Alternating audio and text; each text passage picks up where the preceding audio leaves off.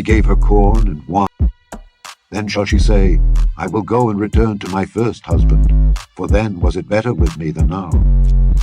For she did not know that I gave her corn and wine and oil, and multiplied her silver and gold, which they prepared for Baal. Therefore will I return, and take away my corn in the time thereof, and my wine in the season thereof, and will recover my wool and my flax, given to cover her nakedness. And now will I discover her lewdness in the sight of her lovers, and none shall deliver her out of mine hand. I will also cause all her mirth to cease, her feast days, her new moons, and her Sabbaths, and all her solemn feasts. And I will destroy her vines and her fig trees, whereof she hath said, These are my rewards that my lovers have given me. And I will make them a forest, and the beasts of the field shall eat them. I will visit upon her the days of Baalim, wherein she Woe burned unto thee, incense to Bethsaida! them, and she decked herself For with if the her mighty earrings and works with had been jewels, done in she Tyre went and after her Zidon, lovers, which have been done in forgat you, me, they had a saith the great while ago repented, sitting in sackcloth. And to thee, Bethsaida! And I will visit upon her the days of Baalim, wherein she burned incense to them, and she decked herself with her earrings and her jewels, and she went after her lovers, and forgat me. I know they were saith messing the with the Lord. water, letting reserves go for one reason or another. They've been doing that a while. California has a lot of problems that sort of baffle the mind as far as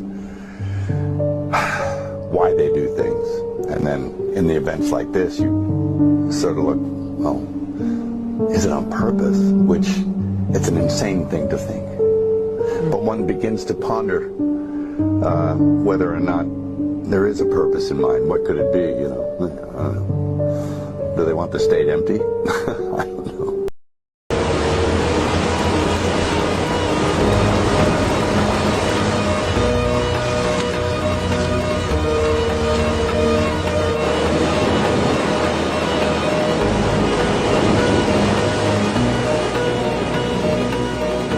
These people are? This is Stuart and Linda Resnick. The Resnicks own the Wonderful Company. Ironic, isn't it? Palm, Fiji Water, Wonderful Pistachios. They also own preschools. They develop real estate. Linda and Stuart Resnick use more water than every single resident of Los Angeles combined. Linda and Stuart Resnick own 60% of California's water. Linda and Stuart Resnick own 60% of California's water. This California, where multiple fires are currently at 0% containment. And a 2016 study showed that the Resnick's agricultural businesses were, quote, thought to consume more of the state's water than any other or company. So while California continues to burn, you should probably know that Linda and Stuart Resnick think everything is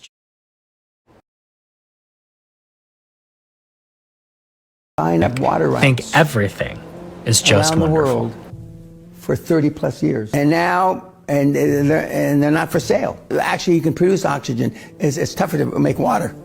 You can make oxygen.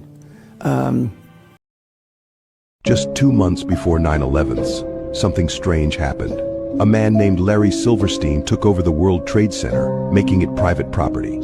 Every morning, he would have breakfast on the 91st floor of the North Tower, except on the day of the tragedy. That day, he had an unexpected emergency hospital appointment. But that's not all. Silverstein had also taken out a massive insurance policy on the entire complex. The kicker?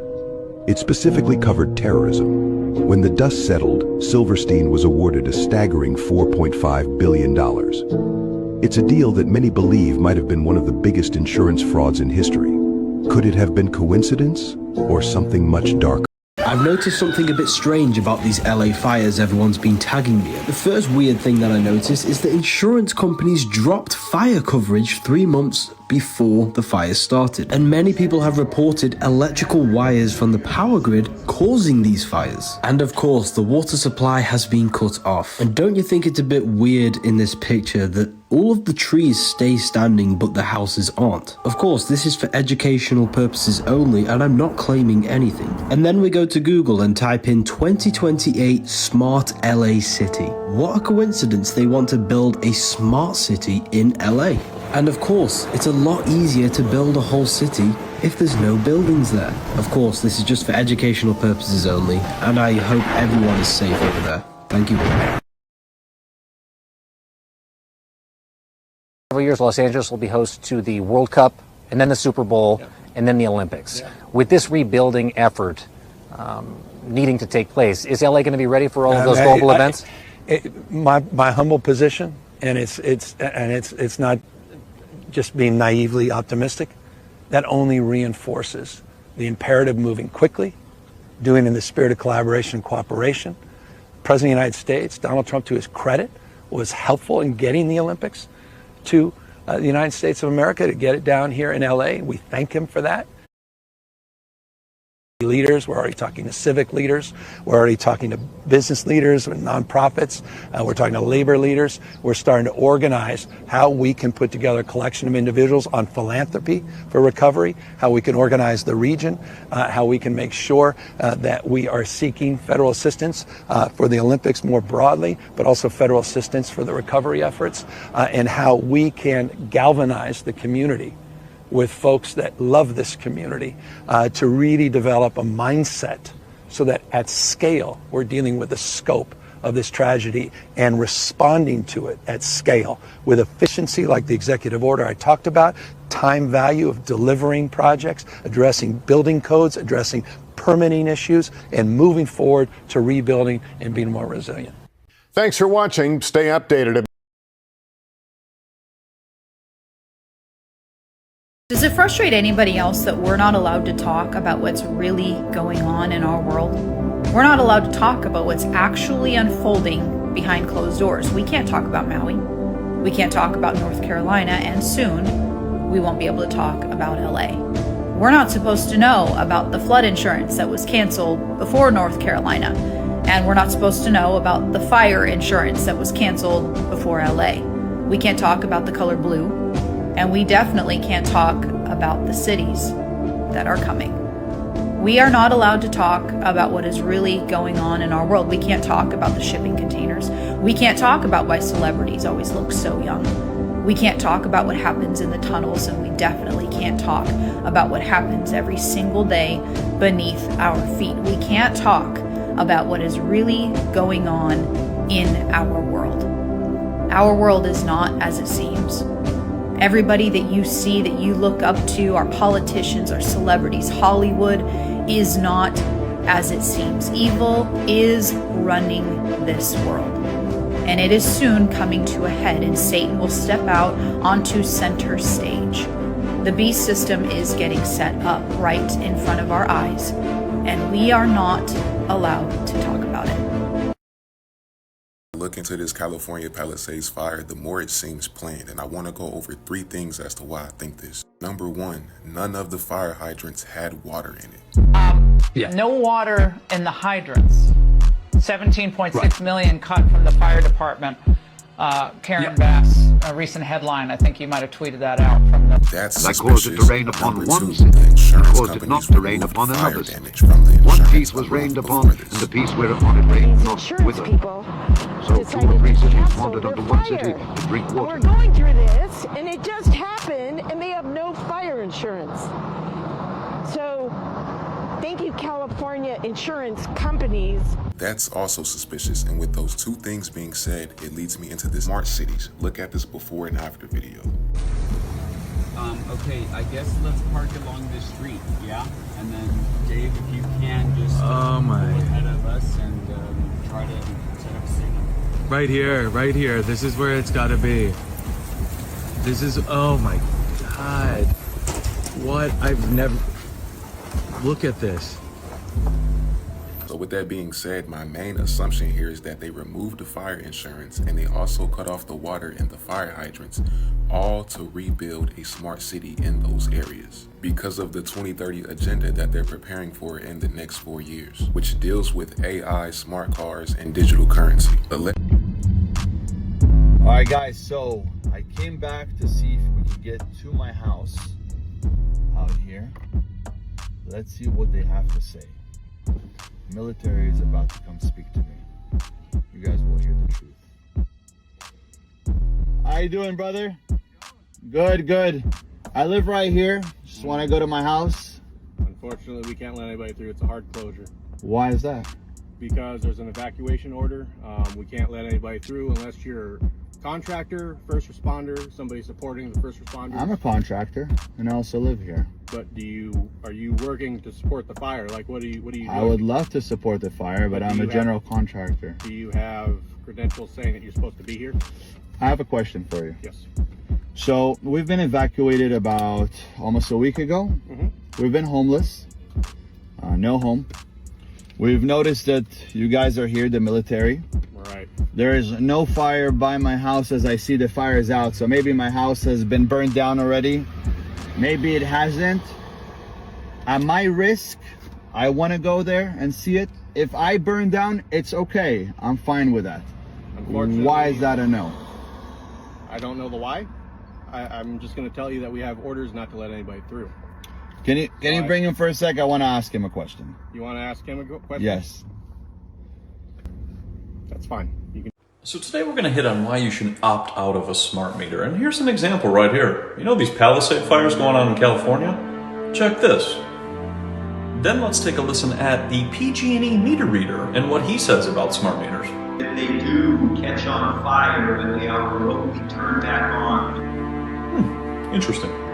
Then I decided to do a little digging on who has the most smart meters in the country. California, 13 million units on 14 million houses.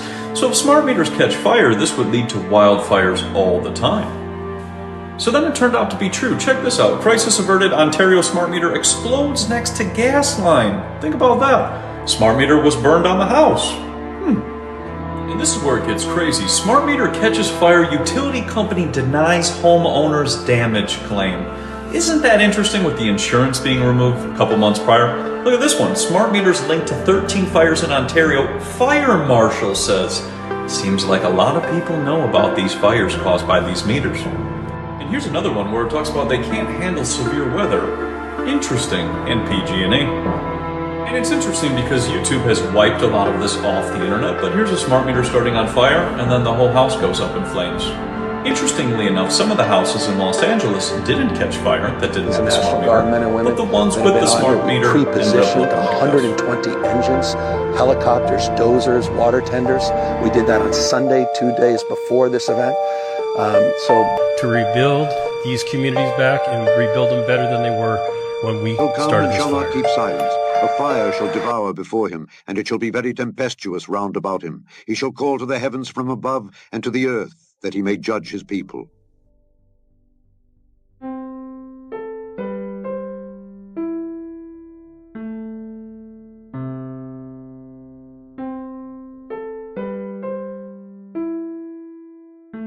We're specific. There's a hidden secret about the color blue that scientists don't want you to know. Blue objects appear blue because they reflect blue light and absorb all other colors. To be called Humvees. There was a man standing in the back. They were wearing very unusual outfits, by the way. They were wearing black uniforms and blue ball caps or blue helmets. The man that was standing in the back here was wearing a blue helmet. There was a big radio antenna or some sort of a device here and a flag on the other side, and this guy was standing up here and it looked like he had some big gun standing here. These guys were everywhere. Another thing I was able to see is I was able to look inside of here, and on the inside of there was a what I know now to be a laptop type of computer. But here's where it gets interesting. Lasers work by focusing a lot of energy into a specific color of light. If an object doesn't absorb much energy at that color, it's less likely to heat up and burn. So blue objects, which reflect blue light, don't absorb much energy from blue lasers. They're practically laser-proof. And here's the conspiracy. Have you noticed that many roofs in China are being painted blue? It seems that Chinese residents are being told something they aren't. Will these blue roofs prevent houses from being burned down by laser? Could it be that they know something we don't? Are they preparing for a future where lasers play a crucial role? Join the conversation. Why is China painting their roofs blue? Book of Jeremiah. chapter 7. Simpsons predicted the future shot by shot because we're part of the Illuminati. Stand in the gate of the Lord's house and proclaim there this word, and say, Hear The the key to word of the Boeing's Lord, all ye compact of laser Judah, weapon that system enter in at is to these gates focus to worship energy the on a Lord. spot small enough to heat up and damage a target. A successful laser weapon can burn through strong materials remarkably fast with virtual silence. Think of it like a welding torch being put on target, but from many hundreds of meters away. Cannot profit. Do you regret cutting the fire department budget by millions of dollars, Madam Mayor? Swear falsely and burn incense unto Baal, and walk after other gods whom ye know not, and come and stand before me in this house which is called by my name, and say, We are delivered to do all these abominations. We will rebuild. Is this house which is called by my name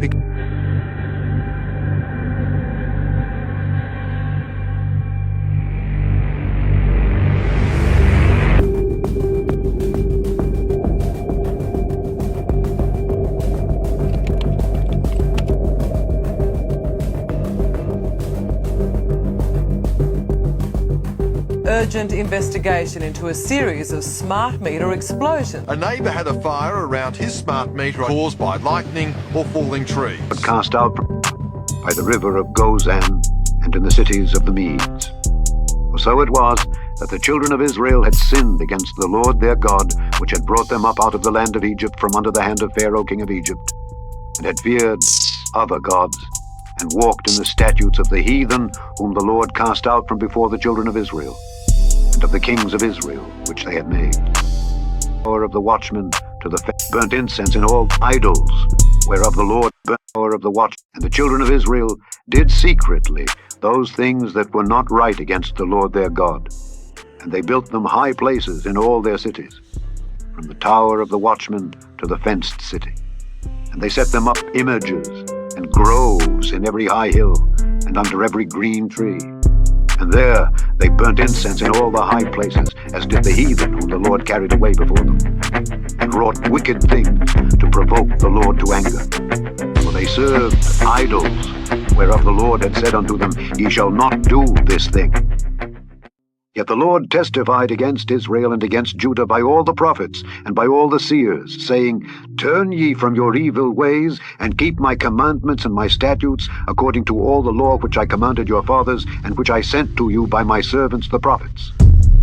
Notwithstanding, they would not hear, but hardened their necks, like to the neck of their fathers, that did not believe in the Lord their God. And they rejected his statutes, and his covenant that he made with their fathers, and his testimonies which he testified against them. And they followed vanity, and became vain, and went after the heathen that were round about them, concerning whom the Lord had charged them that they should not do like them. And they left all the commandments of the Lord their God, and made them molten images, even 2 calves, and made a grove, and worshipped all the host of heaven, and served Baal. They caused their sons and their daughters to pass through the fire, and used divination and enchantments, and sold themselves to do evil in the sight of the Lord, to provoke him to anger.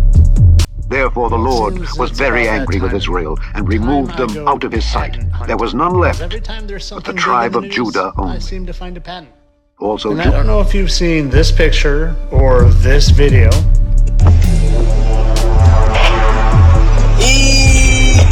Or this video where things from the other fire west of LA, the blue things didn't seem to want to burn. None of them. Which brings us to this video, which I'm sure a lot of you have seen, where a certain color doesn't seem to be impacted by that directed light. Which brings us to US patent number 103378. You can see the rest, but click on it, and what do we have? I'm not even going to say it up there, but you can read, and you can click, and you can read, and you can scroll. Go look for yourself. I'll tell you one thing I probably know for sure, though, is I bet a lot of the elites in that area, I bet none of them lost their lives. I bet they had some advanced warning of what was coming.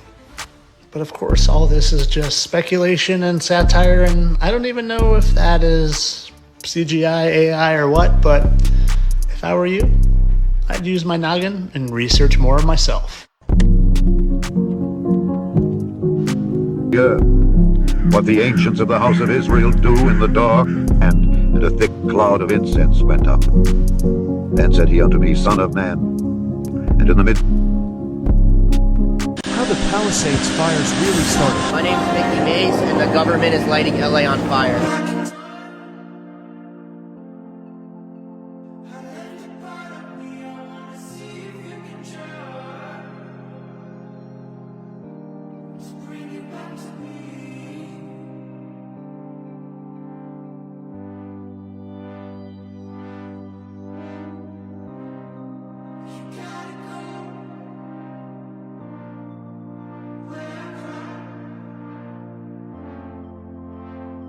Why was there no water in the hydrants, Governor? If I fill the hydrants, I would fill them up personally, you know.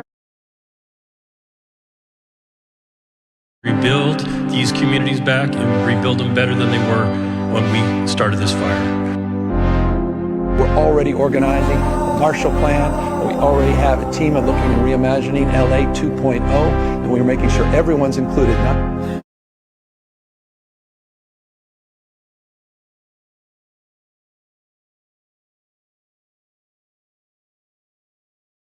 Know that many environmentalists right now that climate change is playing some of these fires.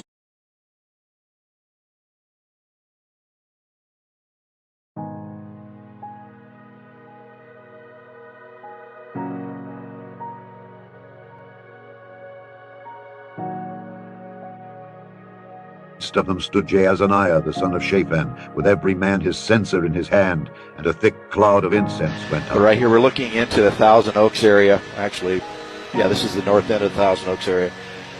Looking for any damage in here, but it doesn't look like fire got into this area. This is to the, actually right up the edge there. It's a little bit of fire came down.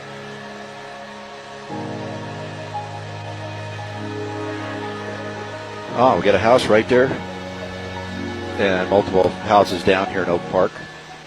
You see right there. It's the ones that back up to the interface. And that's 12 o'clock.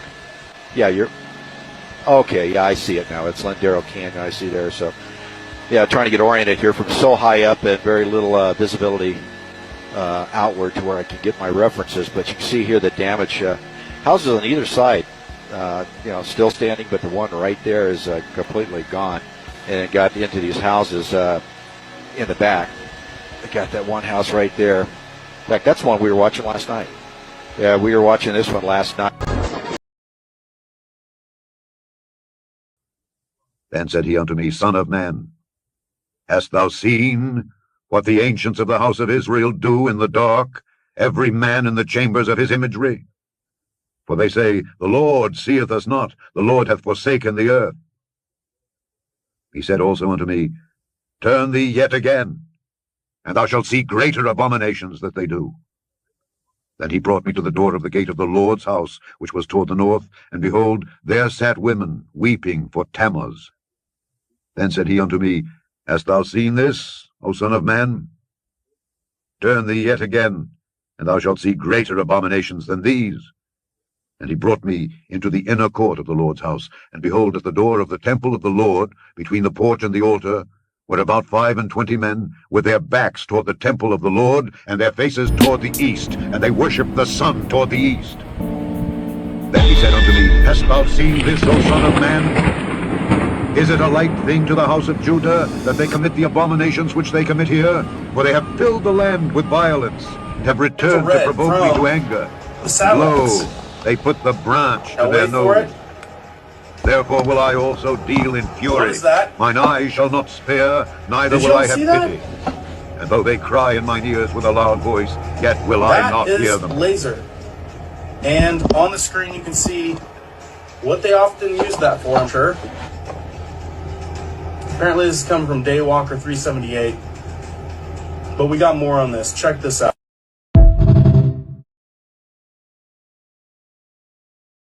Lord, put I my trust.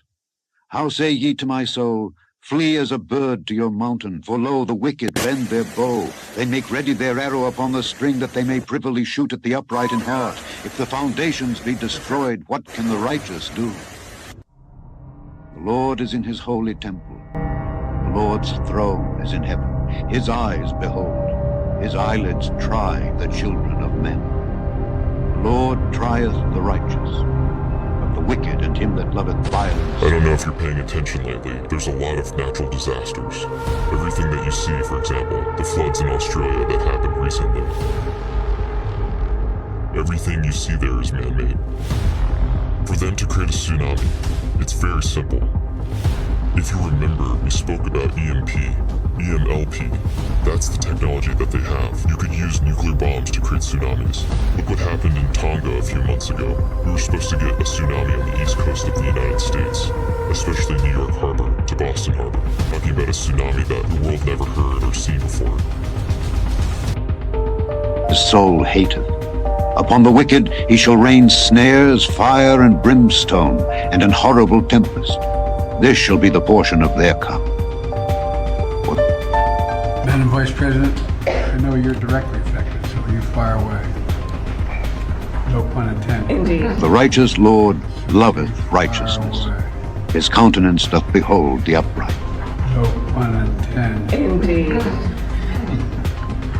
Begin laser ignition sequence. Begin laser ignition! You've seen them in Star Wars, Battlestar Galactica, and dozens of science fiction and fantasy stories. But laser weapons are just make-believe, right? Now witness the firepower of this fully armed and operational battle station. Fire at will, Commander.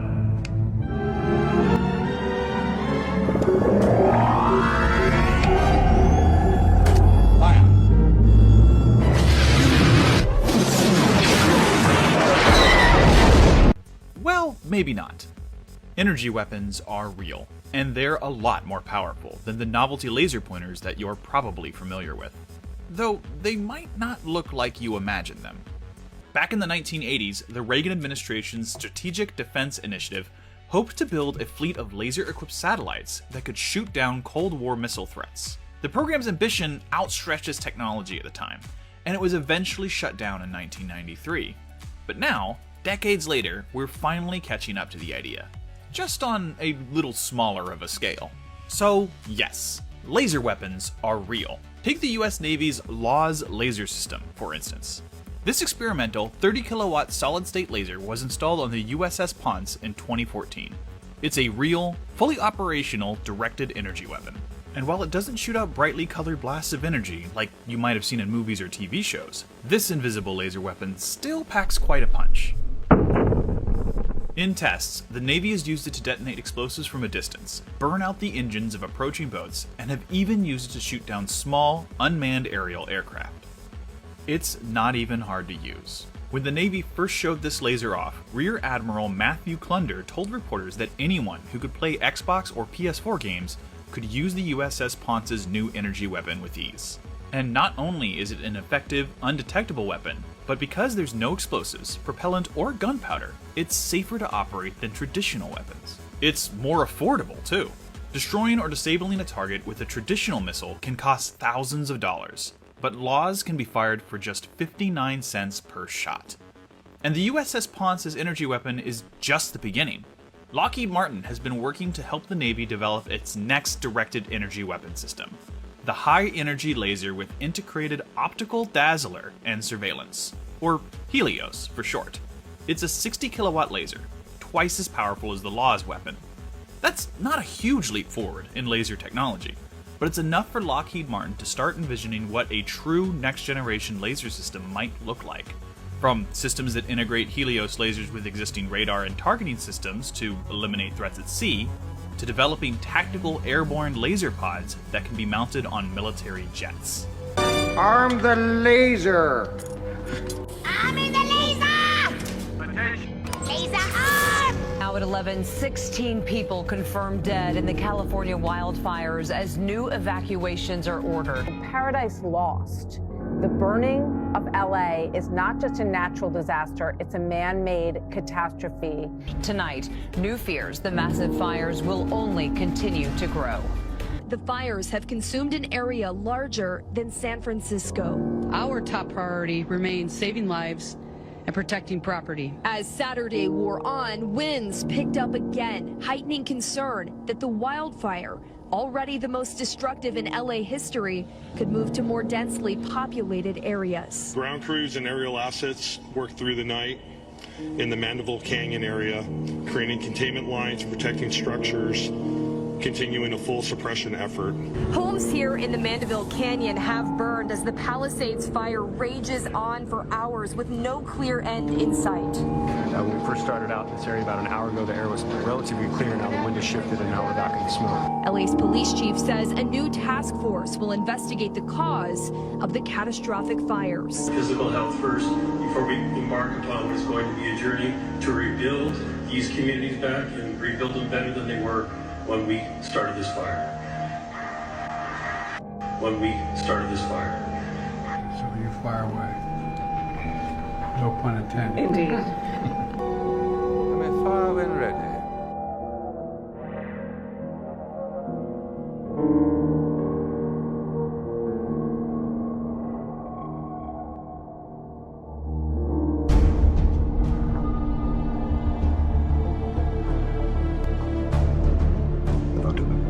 For the spirit of whoredoms hath caused them to err, and they have gone a whoring from under their God. They sacrifice upon the tops of the mountains, and burn incense upon the hills, under oaks and poplars and elms, because the shadow thereof is good. Therefore your daughters shall commit whoredom, and your spouses shall commit adultery. I will not punish your daughters when they commit whoredom, nor your spouses when they commit adultery. For themselves are separated with whores, and they sacrifice with harlots. Therefore the people that doth not understand shall fall. O thou, Israel, play the harlot, yet let not Judah offend. And come not ye unto Gilgal, neither go ye up to Bethaven.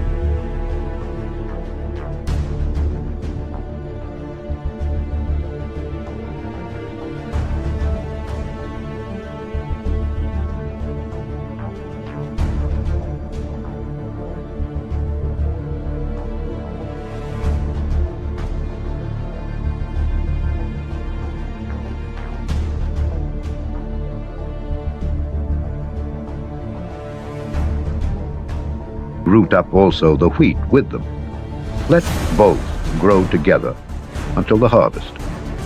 And in the time of harvest I will say to the reapers, Gather ye together first the tares, and bind them in bundles to burn them, but gather the wheat into my barn.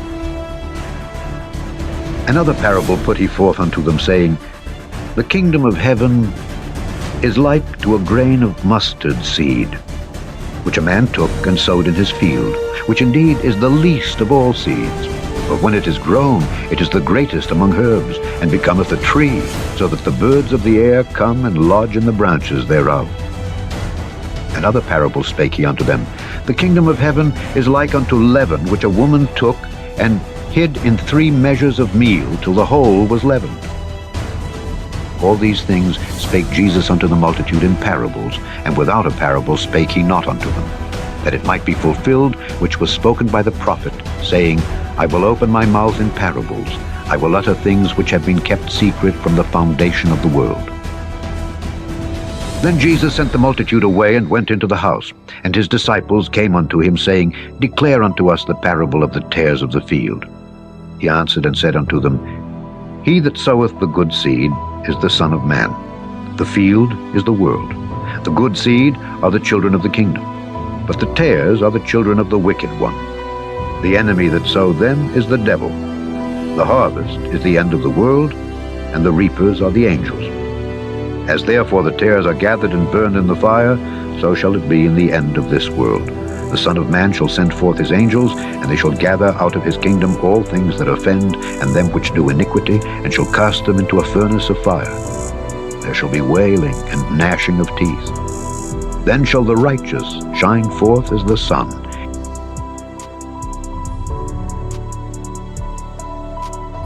And I heard, as it were the noise of thunder, one of the four was given unto him, and he went forth, conquering. And there went out another horse that was red, and power was given to him that sat thereon to take peace from the earth, and that they should kill one another. And there was given unto him a great sword. And when he had opened the third seal, I heard the third beast say, Come and see. And I beheld, and lo, a black horse, and he that sat on him had a pair of balances in his hand. And I heard a voice in the midst of the four beasts say, 415,000 low-orbit satellites. Bill Gates says his 65,000 satellites alone will be able to look at every square inch of the planet 24 hours a day.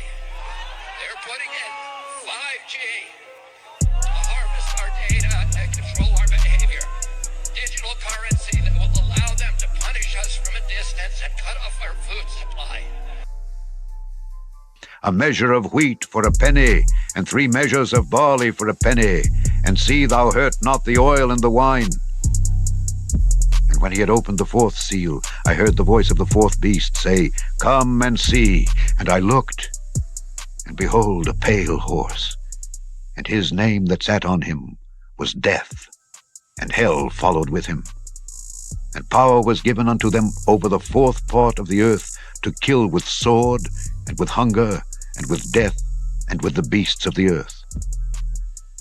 And when he had opened the fifth seal, I saw under the altar the souls of them that were slain for the word of God and for the testimony. 6G's actually been out for a while. Really? Yeah.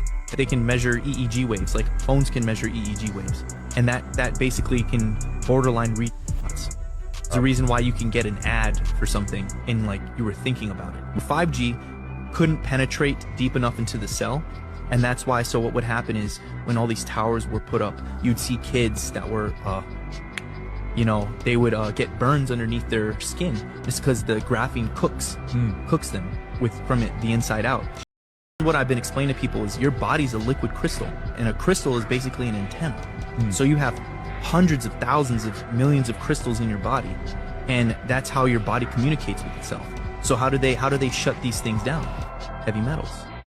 Destruction biologique, il y a plus que les tempêtes organisées par les champs électromagnétiques. Il y a également la pollution que nous mettrons dans le sang et dans les veines de l'humanité en créant des infections. Et ensuite de ça, ayant créé ces infections volontairement, on créera des lois qui obligera la population à se faire donner des vaccins. Et dans ces vaccins, il y aura tout ce qu'il faut pour que vous puissiez être contrôlés. On introduira dans ces vaccins des cristaux liquides. Ces cristaux se logeront dans les cellules de votre cerveau et ils deviendront des micro-récepteurs à des champs électromagnétiques envoyés par des ondes d'ultrasoniques à très très basse fréquence. Et avec ces ondes à très basse fréquence, on pourra vous empêcher de penser. On pourra faire de vous des zombies. Et n'allez pas croire que je suis au stage où je pense, ou c'est l'hypothèse, ce que je vous compte, c'est fait. Souvenez-vous du Rwanda. So how do they shut these things down? Heavy metals. Things that are improper. Disrupts the communication between the body. Consumption. Economic functions shut down. It's so simple. But they overcomplicate it and then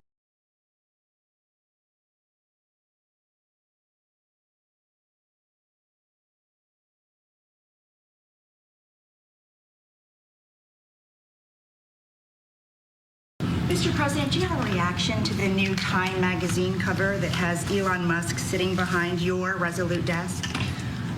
タイムマガジンにイーロン・マスクが大統領の机の後ろで座っている写真がありますけども、それに関するコメントは何かありますか? Is Time magazine still in business? I didn't even know that. まだタイムマガジンは廃刊じゃないんですか? Elon is doing a great job.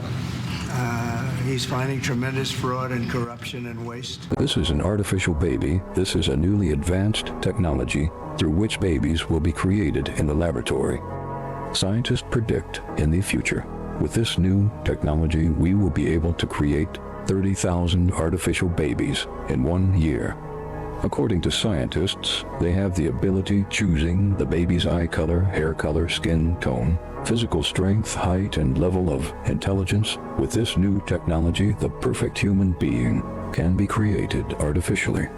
This technology was invented in 1984, and according to scientists, the United States military in the next 10 years will be creating babies in multiple secret laboratories throughout the United States of America. What is the reason for doing this? Why keep it secret from the public?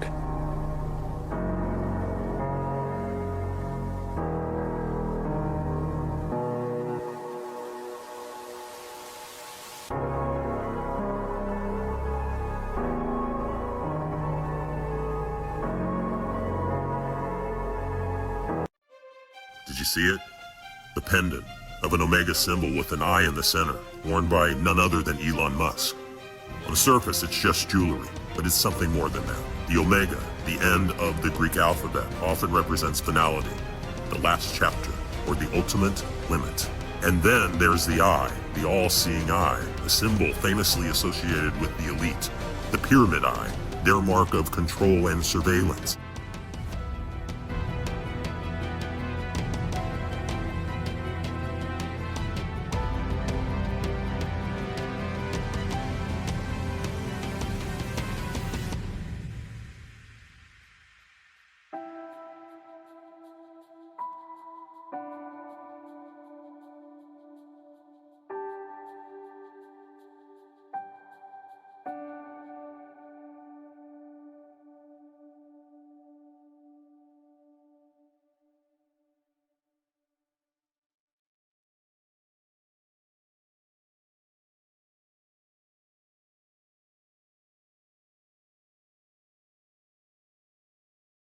I don't think so.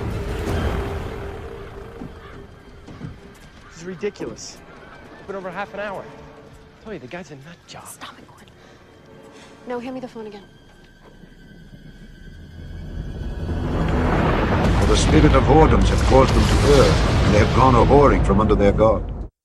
They sacrifice upon the tops of the mountains, and burn incense upon the hills, under oaks and poplars and elms, because the shadow thereof is good. Therefore your daughters shall commit whoredom, and your spouses shall commit adultery. I will not punish your daughters when they commit whoredom, nor your spouses when they commit adultery. For themselves are separated with whores, and they sacrifice with harlots. Therefore the people that doth not understand shall fall.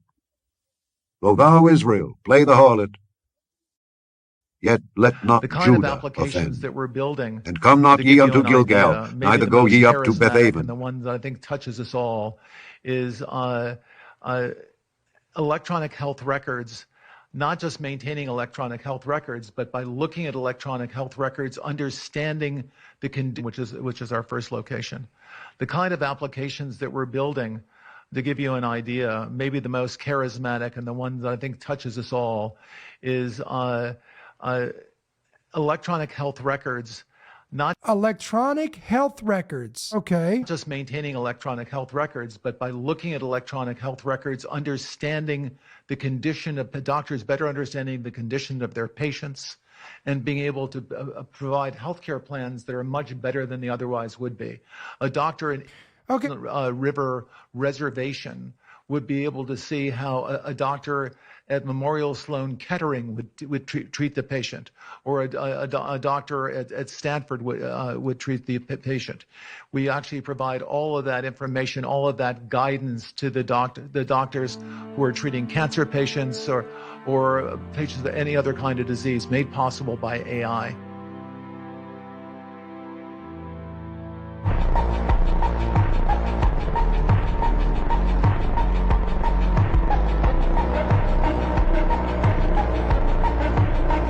And then, in the meantime, Elon Musk just changes his name. So Elon changed his name to Kekius, which is a demonic god of darkness. He's also wearing Roman garb because he's anticipating the revived Roman Empire, also known as the Beast System. Hey, you know, the same guy who dressed up in his Satan outfit for Halloween, he now calls himself Kekius after the demonic god of darkness. So I've seen so many people posting how they're just in love with Elon Musk. He's such a hero now. It's like, oh, you have no idea what's going to happen. Kek, the Egyptian god, symbolism, origin, and depictions. Kek is an ancient Egyptian god symbolizing darkness and obscurity, often depicted as a frog-headed figure. In partnership with his consort, Khafet, They represent primordial darkness. In modern times, Kek ironically symbolizes the far-right movement. Yeah, Elon Kek, the Egyptian god of darkness. Looks like dark MAGA will rise in 2025. All while he completely mocks us, clearly showing who he is and who he aligns himself with. Backed and supported by the Antichrist spirit, we are witnessing the beast system going live. This guy right here is mocking us as we continue to see his obsession with ancient Egyptian deities as he changed his name on X to Kekios Maximus. And as we can see right here, he replies to a New York Post article on his name change with the reply, Kek. And I guess it's just a coincidence that Kek is the Egyptian god of darkness. And as we can see right here, the image of Kek is a frog-headed god. As we see from one of the greatest propaganda accounts on X, Doge Designer, he asked Grok to generate an image of Elon looking into a mirror, and what does he see? He sees Kek, the frog-headed deity. I mean, I'm sure there's no significance at all to this, and I guess it's just a coincidence how the Illuminati playing card game that came out in the 90s had a card after the frog god. And as we can read, the idols are both frightening and silly. The silly part here really sticks out because apparently Kek is also slang for LOL or ha ha ha, and that is because he is mocking and laughing straight at us. Various issues just before we started. You said you were up till 4 in the morning? Yeah, so, actually a little more like 5 in the morning, but okay. We got the XAI data center or supercomputer center training from beginning installation to start of training in 19 days, which is the fastest that anyone has ever gotten a supercomputer to train. And is that in that new building off the side?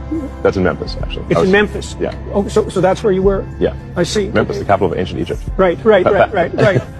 Yeah, you're bringing what? Perhaps that's where our new god will come from. Yeah, no kidding. No kidding. Yeah, I wish that was funny. Yeah, okay, so I want to talk to you about alignment. I wish that was funny. Yeah, right. You know how people say life doesn't feel real ever since 2020? Yeah. Well, look, it's because it isn't. For the decades leading up to 2020, there was something going on that the general public never could have expected. Certain aspects of our technology weren't only just providing services for us, they were planning a dramatic shift of consciousness. Google Earth, for the last 25 years, has been creating a completely digitized, three-dimensional blueprint of the entire planet, a perfect database of 3D tracked images of what our external world looks like. While all of our devices that were inside the home, riddled with cameras, have been slowly building back-end digitized replicas of what our households look and feel like. Silently, this siphoned visual information was being harnessed to build a massive digitized replica of our world inside and out, a kind of complex virtual reality that perfectly mimics the real one. Our digital footprints were used to create hyper-realistic digital avatars in this world that look and feel just like us. This virtual reality was being prepared for us to step into. Okay, wait. Even if they made this digital replica of the Earth, how would they put us in there without us knowing?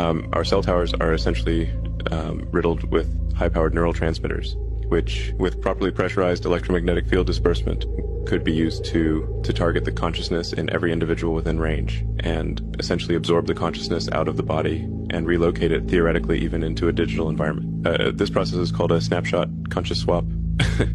It can... Elon Musk, Mr. Free Speech Absolutist, is putting up an electromagnetic brain to which humanity will be connected to. One of the activities that was considered essential was putting up 5G towers everywhere. But you can only go so far with towers. So how do you do it? From low orbit satellites. And that's exactly what is going on. SpaceX has got permission for 12,000 of these satellites, and there's applications in for another 30,000, and that won't be the end either. Amazon is in there as well. Believe what you like, it's happening. Together, these world-leading technology giants are announcing the formation of Stargate, announcing the formation of Stargate, announcing the formation of Stargate, announcing the formation of Stargate. So put that name down in your books, because I think you're going to hear a lot about it in the future. A new American company that will invest $500 billion at least in AI infrastructure in the United States, and very, very quickly, moving very rapidly through emergency declarations, because we have an emergency. We have to get this stuff built. So they have to produce a lot of electricity, and we'll make it possible for them to get that production done very easily at their own plants if they want. But it's technology and artificial intelligence.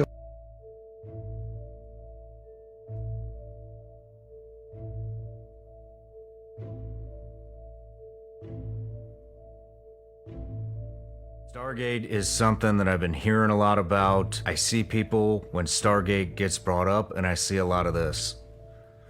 I don't think people know what Stargate is. I don't know what Stargate is. So could you give us a quick brief on what the Stargate program is? Stargate program, from my understanding, and I'm still doing a lot of research into it because it's very prevalent in our community and impacting our children, so it's very important that people understand that. The Stargate program, as I experienced it, was I would get removed from the standard curriculum classroom in my grammar school and would be brought to the library. At the time, they weren't really explaining to us what was going on. It was just very bizarre to me. In my research since then, I've discovered that it was the Robert Monroe Institute's protocols for remote viewing that we were being trained in. I was given eye drops, unbeknownst to my parents, and it's my understanding that it was some sort of hybrid LSD that was very fast acting as well as fast wearing off. The Stargate Project, a secret army unit established during the Cold War in order to study psychic research for military purposes.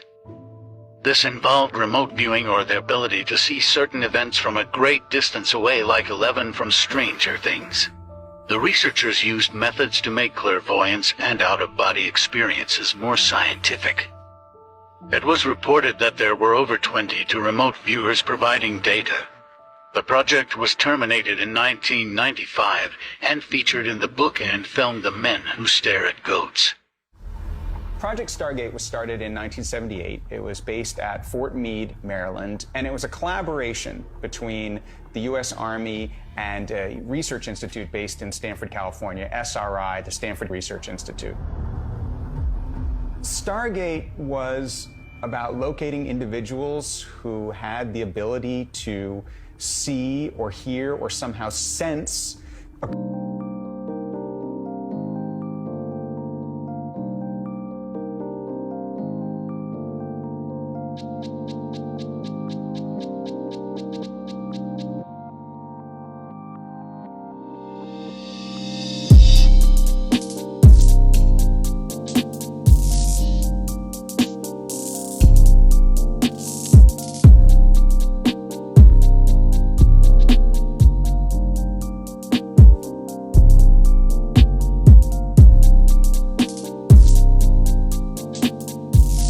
Now we see the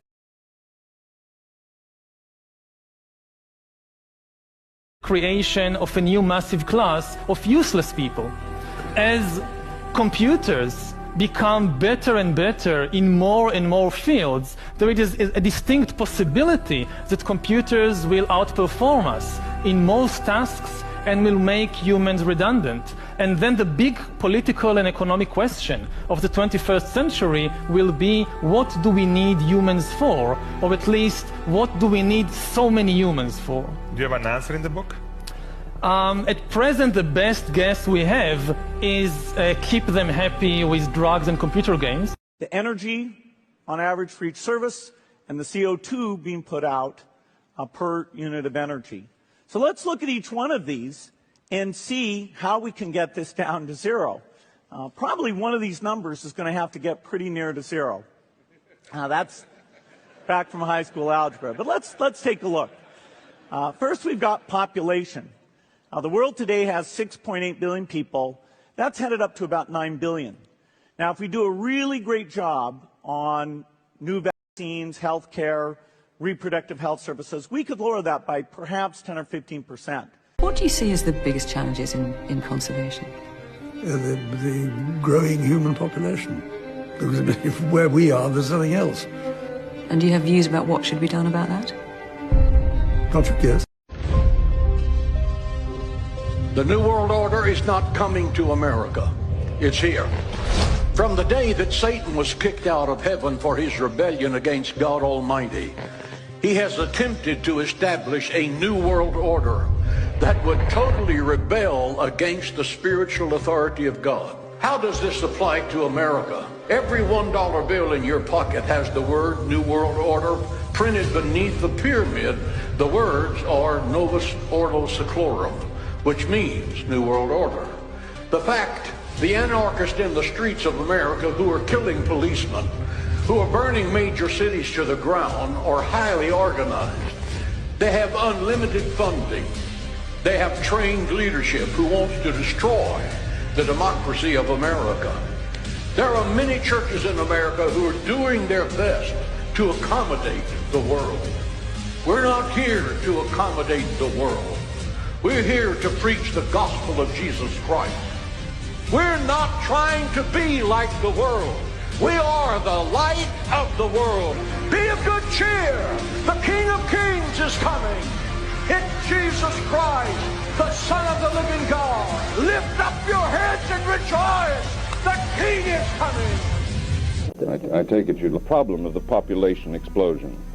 We just passed the 200 million mark ourselves, as you remember, last week, and I am told that within 38 years we will have another 100 million here.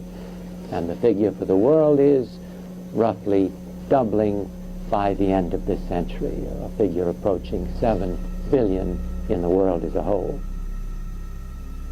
Family planning, population control as a negative force. My own belief, and it's a very strong belief, is that it's just the opposite, that population stabilization means the enrichment of life for people. It means the quality of life for them can be greatly raised and improved. Or to put it in human terms, to me, the problem comes back to human dignity, to the attainment of each individual of self-fulfillment, and that those will only be fully possible if family planning is carried out on a worldwide basis. Thank you very much, Mr. Rockefeller. The negative impact of population growth on all of our planetary ecosystems is becoming appallingly evident. I just left the room where we had the negotiations about the digital identity, and I have bad news. The member states and the European Parliament came to an agreement.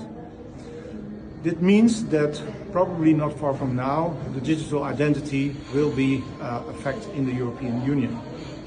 Right after this agreement, Commissioner Breton said, now we have the digital identity wallet, we have to put something in it. And what he meant was the digital euro, also known as the central bank digital currency. And this is a very bad development. They always promise us not to make this connection.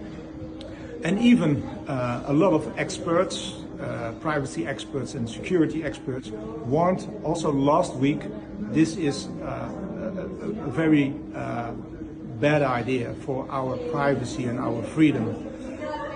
Nazis used trains to transport prisoners to concentration camps all over the region. A one-way in, no way out scenario. That's why many around America began to raise awareness when more and more three-story freight cars were appearing on railroad tracks. Now, many in the train industry and many who are unfamiliar with it would say that there is nothing suspicious about these freight cars whatsoever. There are freight cars today and in the past that transport motor vehicles all over the country. Sure, they converted the usual two-story freight car to three-story freight cars in this particular example, but most people today would look at that as productive. What caught the attention of investigators and researchers is the fact that the trains, like the one you are about to see here, have been modified over the recent years. Some now have windows, and anyone will tell you that cars and trucks don't need windows for light, or for air, or for scenic views, for anything. Why they got a train that's got 3 levels with little windows in it? Huh? FEMA trains, people right here in our own city. What else are they? Look how long that train is. It goes both ways. You got 3 levels, little windows. Tell me what that is. Prison train?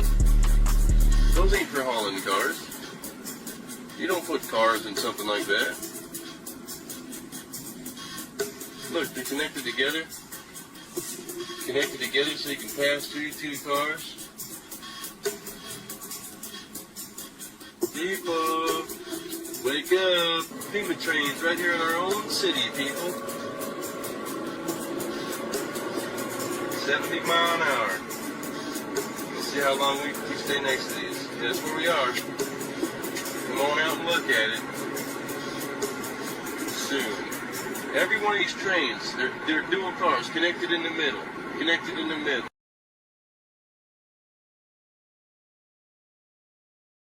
Tape 3 of the videotape deposition of Bill Gates. If he didn't like what you said, he would, he was known for responding with the words, "Well, that's the stupidest thing I've ever heard." That's ridiculous. I'm not using this thing. No. Somebody's confused. Somebody's just not thinking. I mean, there's no way. We'll figure it out. You guys never understood. You never understood the first thing about this. He's a multi-dimensional individual. He has great depth in so many different areas. Hi, kids. You had a number of meetings with Jeffrey Epstein. Well, he's dead, so, in general, you always have to be careful. Today we're announcing a commitment over this next decade, which we think of as a decade of vaccines. The vaccine is critical because until you have that, things aren't really going to be normal. And it won't be normal until we get an amazing vaccine to the entire world. And for all 193 member states, you must make vaccines a high priority in your health systems to ensure that all your children have access to existing vaccines now and to the new vaccines that have recently become available. And keeping children alive, would that create more of a population problem?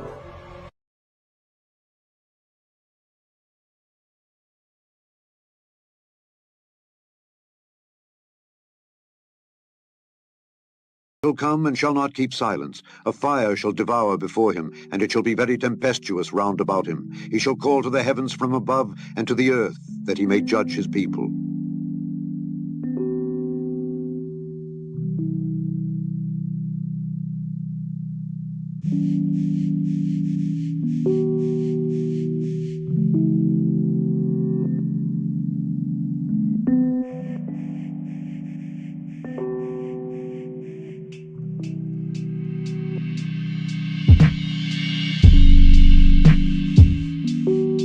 So during 2016, I'd been working. Well, it was for the 2015, Joni. It was actually December 2015. It was 2015, thank you.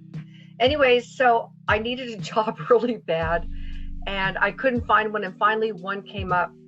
It wound up being a concierge at a elitist Masonic club. I did not know that it was an elitist Masonic club. It was a platinum club in Newport Beach, and I had no idea what it was. I just wanted a job. When I walked out after the interview, I saw the big brass plate with the hand shaking. I was like, oh no. Anyways, long story short, God kept me working there. They paid me well. It was a difficult job. This club has White House staff that go through it all every day. I've met a lot of Congress people, that kind of thing. It was absolutely normal to have Secret Service come to my desk often. They don't say anything to you. They just come up. My name is so-and-so. I'm Capitol Police. I'm going to be sitting in that chair right over there. I'll be here for approximately 3 hours. And you learn right away. I learned right away. You don't talk to them. Like the first time, Tony, I said, because it felt awkward. And I said, may I offer you a beverage? And he glared at me. And I realized, and from then on, they don't talk to you. If anybody knows any Secret Service agents, you will know they do not talk to you. Okay. And they vibe you out hard. In fact, I dreaded when they would be in there. So one day, Secret Service agent, like any others, come to my desk, introduces himself. But here was the difference. He comes to the desk and says, my name is so-and-so. I'm Capitol Police. I'm going to be sitting on that chair right over there. I say what I typically say, okay, thank you. And he stays there. And he says, so how are you doing tonight? And I felt nervous, to be honest with you, and scared because you know why, Tony? Because back then I was a co-host on A Minute to Midnight, and I thought, oh, they probably did some background check and they're checking on me. But I was like, I'm fine. And so he starts talking about restaurants in the area. And this was nerve-wracking because I didn't know what was happening. So he asks me a question. So who do you think is going to be the next president? Well, I didn't know what to say, so I kind of played coy. And I said, oh, well, I don't know. I mean, it could be Donald Trump. And he said, oh, it will be Donald Trump. I go, it will? And he says, yeah. He said, he was chosen 2 years ago. We all know it. And I go, oh, okay. And then he said, you can ask me any question that you want. And I go, I can? And he said, yeah, you can ask me anything. So I asked him, what was up with those Jade Helm, Jade Helm 15, Jade Helm 16 things, right? I'm not going to go through everything he said, but I'm going to say, because this will take me directly to the one thing that I want to get to. So he said, what do you think they are? And I said, I don't know, civilian population control exercises. And he said, that's exactly what it is. And I said, okay, so let me ask you, is there going to be martial law? And he said, yes. He said, but it's not going to be what you think. It's not going to be like all of a sudden the whole United States is locked down. It'll start in big cities and it'll fan off into smaller cities. He said, do you know why? And I go, no, I don't have any idea. And he said, because when Trump gets into office, he is going to enact a radical immigration sweep that will cause chaos. I forgot, it was so long ago, but he told me, he said, it's going to cause cities to like melt down. And that's when that will happen. Now, okay, so after he finished his last term, so that's the end of that story. I don't want to go into everything else. Yeah, well, let's just put people need, that was in December 2015. Yes. So that was almost a year before Trump had his first presidency, and he told you that Trump was going to be the next president, no doubt. And there is more to the story than that, but for sake of time, yeah. So then after Trump left office, I thought to myself, because there's other things he said that did happen. And I said, well. And we did cover this, by the way. We talked about this in. Yeah, no, that's good. I'm glad you said that. So I thought, well, that never happened. He tried to build a wall and that failed. And so I went on. And now look what's happening. Look at what's happening with immigration. He said he wants 1 million people deported within 18 months. He's trying to get a ton of stuff done within 18 months. But here we are again. So the point is who was that Secret Service agent? Why did he tell me that? How did he know? I mean, because no Secret Service agents talk to you. I'm telling you, they want nothing to do with you. They let you know. And so when he said he was chosen 2 years ago, so if you go 2 years back from 2015, you're looking at 2013 that he's saying, and he said, we all know. He goes, we all know. This. I couldn't figure out why little X was holding up a pentagram the other day, but then the secret came out when I looked at where that airplane crashed. And that's next on the trumpet. That crash site was right in front of where they keep the president's helicopter, right in front of the Secret Service, right in front of the Department of Homeland Security, and right at the end of runway 33. The presidential helicopter is stored right there. The Department of Defense is right there. And this all happened right in the backyard of the Secret Service. Let's get a little closer to that. That's a 5-sided star called a pentagram. That's the Secret Service star right there. So that's how Washington's laid out. Little Freemason thing. I'm sure 33 has nothing to do with it. The very same day that Lincoln created the Secret Service in 1865, he was assassinated by a Freemason. Let's see. Since that whole thing happened on Good Friday, let me put some scripture to that for you. The New Testament tells you, for nothing is secret that shall not be made manifest, neither anything hid that shall not be known and come abroad. And the Old Testament tells you, for God shall bring every work into judgment with every secret thing, whether it be good or whether it be evil. It breaks my heart that this happens to these beautiful people. It's no secret. He flew straight into it. And they just conducted their next pandemic tabletop exercise in Belgium. It's called the Catastrophic Contagion. Hey, honey, where are you going this weekend? Oh, I'm going to Belgium. I got a conference. Oh, yeah, what's it about? It's called the Catastrophic Contagion event. Oh, what are you guys going to be doing? Oh, we're just planning the next pandemic. Just getting everything ready. Getting everything ready, locked up, and the new virus and vaccines. We'll have vaccines ready to go because that's how we do this. We plan it, and then we, of course, have the vaccines ready to go. So this is the video that Bill Gates put together along with the team, complete with simulated news reports like this. This is really what they're preparing for us. This video is called Get Ready. Watch.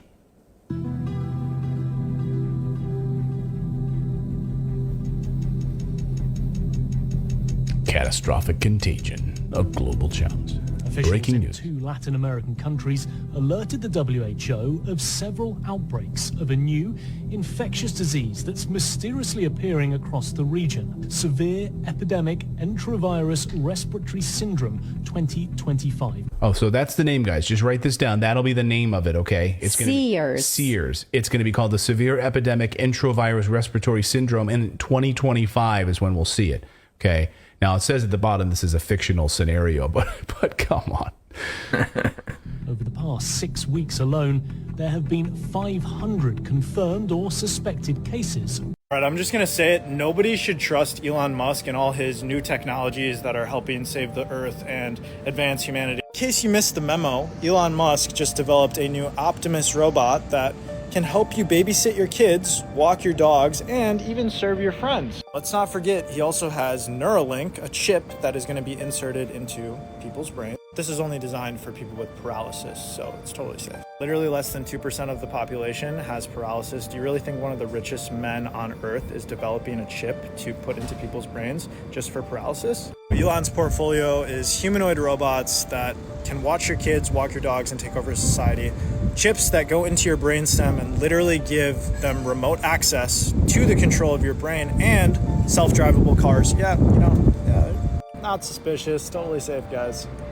Corporations already run the world, but we still have a lot of freedom, and people don't actually understand how scary this is, because when technology takes over society more than nature, what people don't realize is the people who own that technology that is inside society, they make the rules, no longer the government. It is in their power then. This is also why General Motors is going full electric by 2035. There will not be any gas vehicles, because whether or not you choose to fit in, it will no longer be a choice. When technology takes over, you have no idea who's really behind that tech and who's running the show. Stand up, be mindful.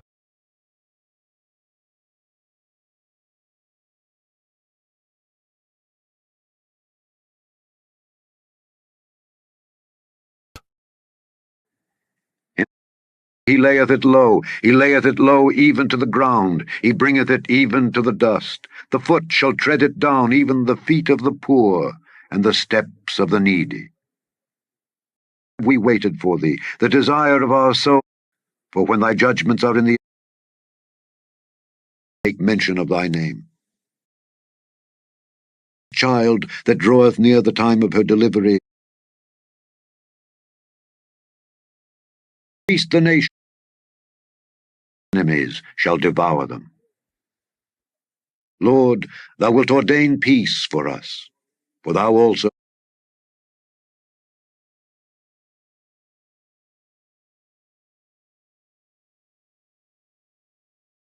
The word grok is to sort of fully and profoundly understand something. But they shall see and be ashamed for their envy. Grok is a word from a Heinlein novel, Stranger in a Strange Land. Shall devour them. Lord, thou wilt ordain peace for us, for thou also hast wrought all our works in us. It's used by a guy who was raised on Mars. Other lords beside thee have had dominion over us, but by thee only will we make mention of thy name. They are dead, they shall not live. They are deceased, they shall not rise. Therefore hast thou visited and destroyed them, and made all their memory to perish.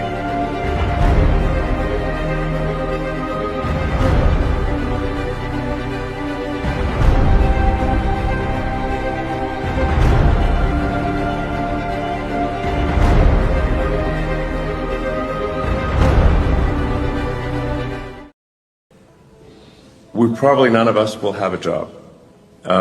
There will be, but in that benign scenario, there will be universal high income, not universal basic income, universal high income. There will be no shortage of goods or services. And I think the benign scenario is the most likely scenario, probably, 80% likely if you ask, in my opinion. The question will not be one of lacking goods or services. You'll have, everyone will have access to as much in the way of goods and services as they would like. The question will really be one of meaning, of how, if the computer can do, and the robots can do everything better than you, then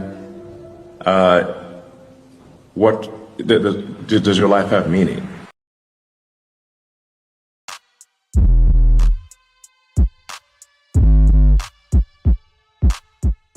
As a 3-time United States Digital City Award winner, the City of Los Angeles has been investing in the infrastructure, the apps, and the data tools to be a globally recognized smart city. But as technology evolves, so our smart city must evolve too. That's why we have developed our Los Angeles Smart City Strategy, known as Smart LA 2028, as a roadmap to the 2028 Summer Olympics. It includes 56 new goals that use technology to transform the way we live, work, and move around LA. Check it out here. Thank you. All right, we got this breaking news just coming in that our governor of New York, Kathy Hochul, has absolutely lost her mind because she is now trying to implement $1 walking fees all around New York City. You know those cameras, the congestion cameras that you're paying $9 a car? Well, now she wants to charge New Yorkers now to walk around New York City to go from uptown to downtown, $1 every time you pass the cameras. And the camera is like right there. And the problem is that my girlfriend's building is like right there, just on the other side of the camera, but I don't have $1 to go through, so I can't even go see her, and she's waiting for me to get, to come home. So this is absolutely nuts, absolutely insane. I cannot believe we are continuing to pay this disgusting charge on this $9. And as long as you're going to be charged this, Kathy Hochul, make believe that you think it's about congestion and not about lining the disgusting politicians' pockets with all that money, I will continue to post this all that.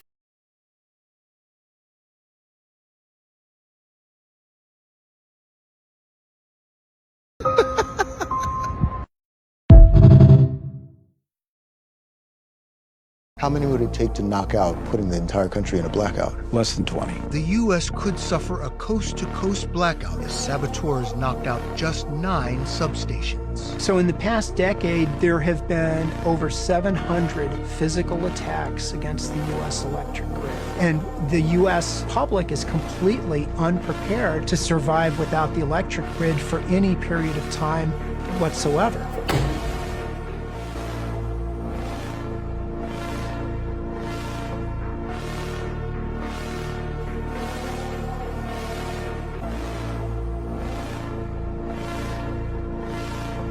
Not tomorrow, maybe never, but it's coming, and soon. Don't worry, kids. The government will help. The government cannot help itself, let alone you. I propose some kind of games, either hunger or squid. Now you tell me, didn't Trump just bring this up? The big problem is we need double the energy we currently have in the United States. Can you imagine?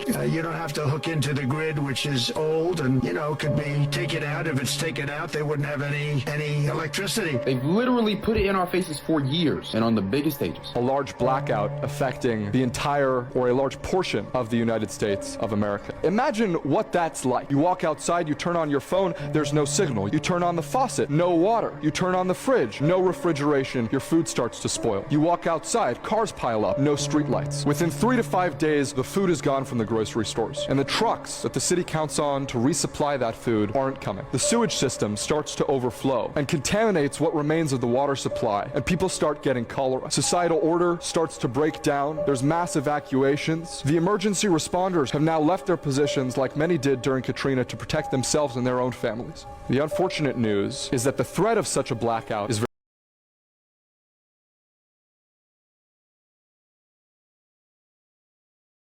build your own water filter, how to make your own solar power system, how to build a water heater.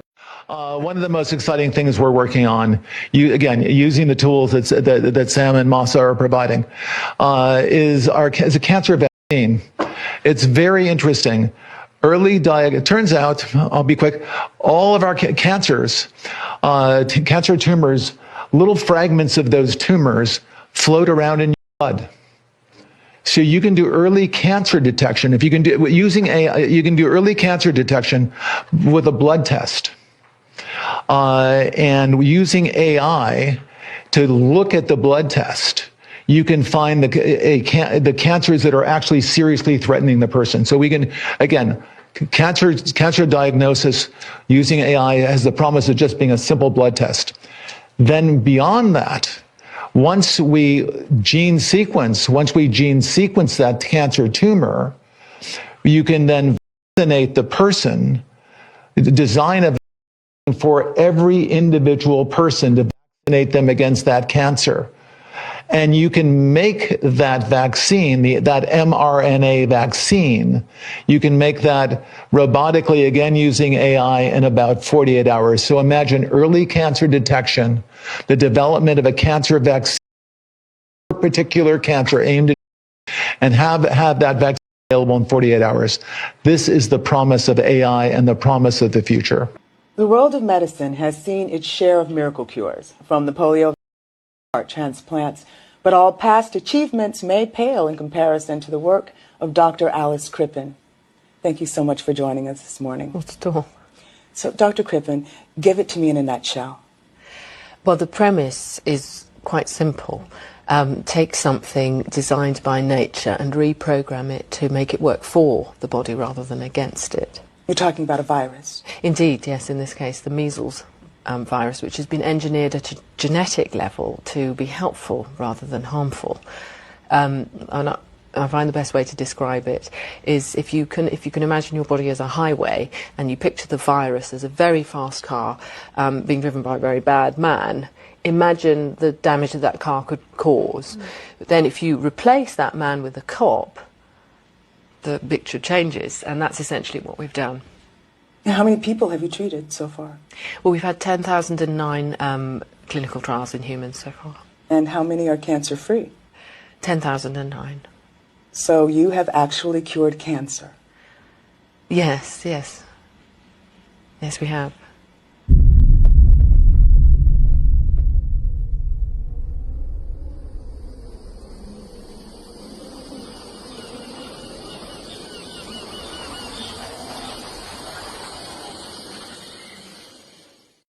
You now say that you want to talk about, in this year's conference in January, mastering the fourth industrial revolution. When we look at the world today, we see governments and even business very much engaged in mastering the crisis of today, very much absorbed by crisis management. Right. But if you look into the future, there's so much going on in technology. Yeah. It's a real revolution, and our life, the pattern of governing societies will be so much affected with what's going on in research, in innovation, and we are not sufficiently prepared for it. Just look at the discussion on big data. Yeah. It shows how difficult it is to find the necessary rules, to find the necessary norms. And look at things like artificial intelligence. Exactly. And robots. Look at things like gene editing. Exactly. You know, opening a whole new horizon for medical science. And you see, the difference of this fourth industrial revolution is it doesn't change what you are doing. It changes you. If you take genetic editing, right. Just as an example, it's you who are changed. Yeah. And of course this has a big impact on your identity. Yeah. And offers certain kinds of possibilities that have to be careful about. You know, when you began to do that kind of gene editing, some people worry that you are changing what it means to be human. That's the problem. And of course, the new industrial revolution offers us many opportunities, but it raises manifold questions on the ethical, but even legal implications. And we have to be prepared for it, and that's what we want to do in Davos next year. I think there's going to be a lot of breakthroughs on the medical front, particularly around synthetic mRNA. You can basically do anything with synthetic RNA, DNA. It's like a computer program. So, I think with effort, that's not too crazy. You could probably stop aging, reverse it if you want. You can basically do it. You can turn someone into a freaking butterfly if you want with the right DNA sequence.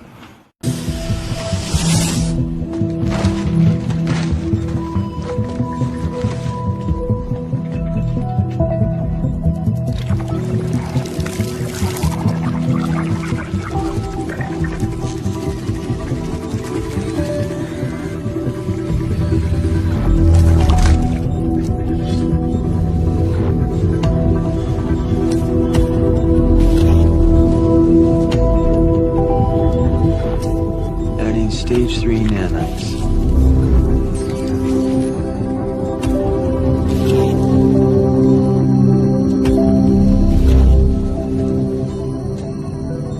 I've never seen that before.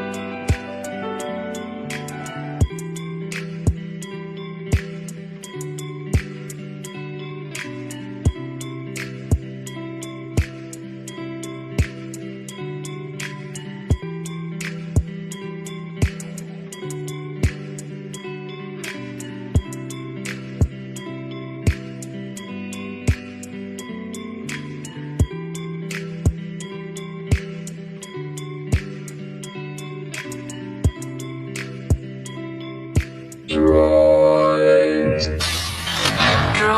DNA augmentation initiated. Vision expanding to a 5-inch 1080p HD display and camera. Touch acquiring NFC.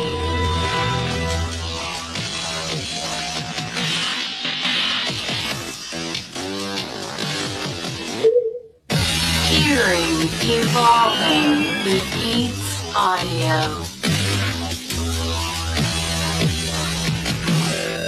Wireless charging activated. Introducing Droid DNA by HTC. It's not an upgrade to your phone. It's an upgrade to yourself. Remember how I said earlier in this speech that the farmers need to give up their farms before 2030, specifically that year?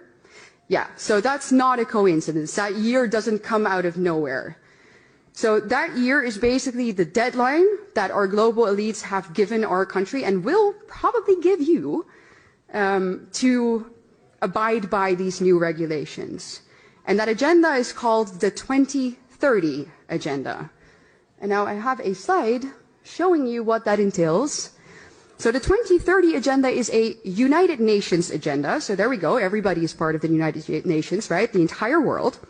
And this agenda consists of 17 what they call sustainable development goals. And when you take a look at them right there, you're like, well, what's wrong with that? You know, they all seem very noble. No poverty, no hunger. Who could be against that? However, if we take a closer look at how they actually want to accomplish all of this, anybody with 2 functioning brain cells realizes that this cannot happen unless there is an active and maybe even forceful redistribution of goods, foods, property, and our rights, which basically comes down to the obliteration of all of our basic liberties and our rights. And these goals, as I said, are not restricted solely to the Netherlands. They are global. And that's where we see their true motive. The people behind this want to establish a one world government, a new world order in which they decide what we eat, when we eat, where we travel, when we travel, who we meet, and what we are allowed to spend our money on. Basically, control over every single aspect of our lives. And I'm sure that many of you have heard the famous sentence from Klaus Schwab, you know, where he says, "You'll own nothing and you'll be happy," right? Yeah, that's this agenda. So why are the people behind this agenda specifically targeting farmers? Well, it's because obviously they really want our way of life and the things that we eat to radically change. They don't want us to eat foods that make us strong. They want us to eat synthetic meat created by Bill Gates. They want us to eat bugs. They want us to drink soy milk so that we become weak and obedient, and we do as they say, and we buy what they offer. Los Angeles is one of the cities with the heaviest traffic, who told me in 2030 Los Angeles will be private car-driven free. And this will allow to transform highways into parks and injuries. Your reaction? Thank God they're saying it. Thank God they were brave enough to stand up to the CIA. The Republican House report accuses the intelligence community leadership, the CIA, and the Director of National Intelligence of shaping a politically palatable conclusion. If they're politicizing this, what else are they not telling the president? And that's scary. That's where it becomes like more real. A decade ago, this national security memo confirmed intelligence about a high-powered microwave system weapon that may have the ability to weaken, intimidate, or kill an enemy over time. Nicknamed Havana Syndrome after a cluster of cases in Cuba, the mysterious cognitive and neurological symptoms strike diplomatic, intelligence, and military personnel. You were attacked. Yes. You were attacked by an energy weapon. Yes, a directed energy weapon. My ear started hurting. I started having vertigo. The room was spinning. My head started pulsing. Like, it hurt so badly. And I had a ton of pain in my left ear. And my ears started ringing. And I thought I was going to pass out. The official name is Anomalous Health Incidents, or AHIs. The recent congressional report found they have been reported domestically as well as abroad, including Austria, China, Colombia, Georgia, Germany, India, Poland, Russia, and Vietnam. I was serving in Africa, and I experienced an anomalous health incident in my home. So I'm going to show you the new map of the United States of America. And you may not be able to see this very well. We have 50 states in the United States, but this is mega regions. Mega regions. Mega regions. Mega, large. Mega regions. These are the city-states. These are large cities that are being made larger. Now remember I told you that the gray area is the wildlands. That's going to be the area that no one will have access to. And you know, I haven't told you anything about myself. I was a legal witness, an expert witness in land use and land valuation for my government, for the State Department of Transportation. Expert witness, testified in court. And I found out about this because I saw that people were not being able to use their land. And I looked behind that and I found Agenda 21. This is true. Okay, the federal government of the United States is doing this, is in process of creating mega regions, which are essentially crossing national boundaries. This is Cascadia. It used to be a portion of Washington State, Oregon State, Idaho, and Vancouver area, British Columbia in Canada. The Southern California and Texas Triangle areas include part of Mexico. This breaks national boundaries, it breaks state boundaries. So I'm going to show you the new map of the United States of America, and you may not be able to see this very well. We have 50 states in the United States, but this is mega regions. Mega regions. Mega regions. Mega, large. Mega regions. These are the city-states. I will be speaking about the drones. All right, as you know, I'm in the Army, the military, whatever you gonna call it. Look, we are launching the drones up in the sky as of right now in New Jersey and stuff, in Texas, everywhere. Like, y'all don't gotta be afraid. Them are man-made drones. Okay. And we're doing the launching or whatever. Now, nice to know. What you do have to be concerned of, my bad, my eye, but is the orbs that's inside the sky that y'all see that's glowing and stuff, that's shooting down the drones and all that. That's not a part of us. Them are actually real life aliens. Like, aliens do exist. Behold a pale horse. And they're below us. Yes, they do exist. And above and below. 2025 there will be a lot more of exposing the truth. I can't say the reason why, but because it's already out here, so I can speak on this. Aliens are real, and we will have to evacuate sooner than later. But just be careful. Keep looking up in the sky at night. They only come at night.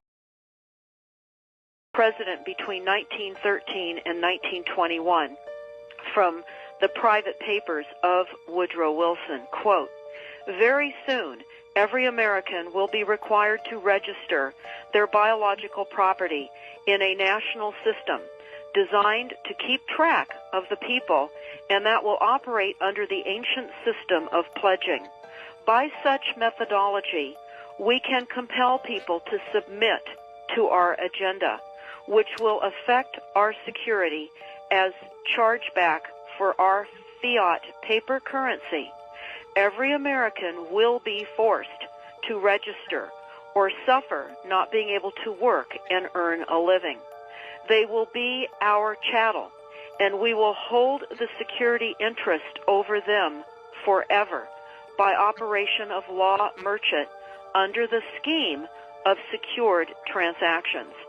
Americans, by unknowingly or unwittingly delivered the bills of lading to us, will be rendered bankrupt and insolvent, forever to remain economic slaves through taxation, secured by their pledges.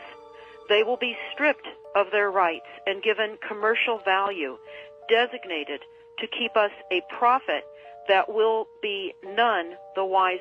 2027. There is this mysterious book uncovered in the Vatican archives that accurately predicted each pope since the year 1143. However, that is not all that it predicted. Well, you see, the strange thing is that it says there will be one more pope after our current pope, and then it will be Judgment Day.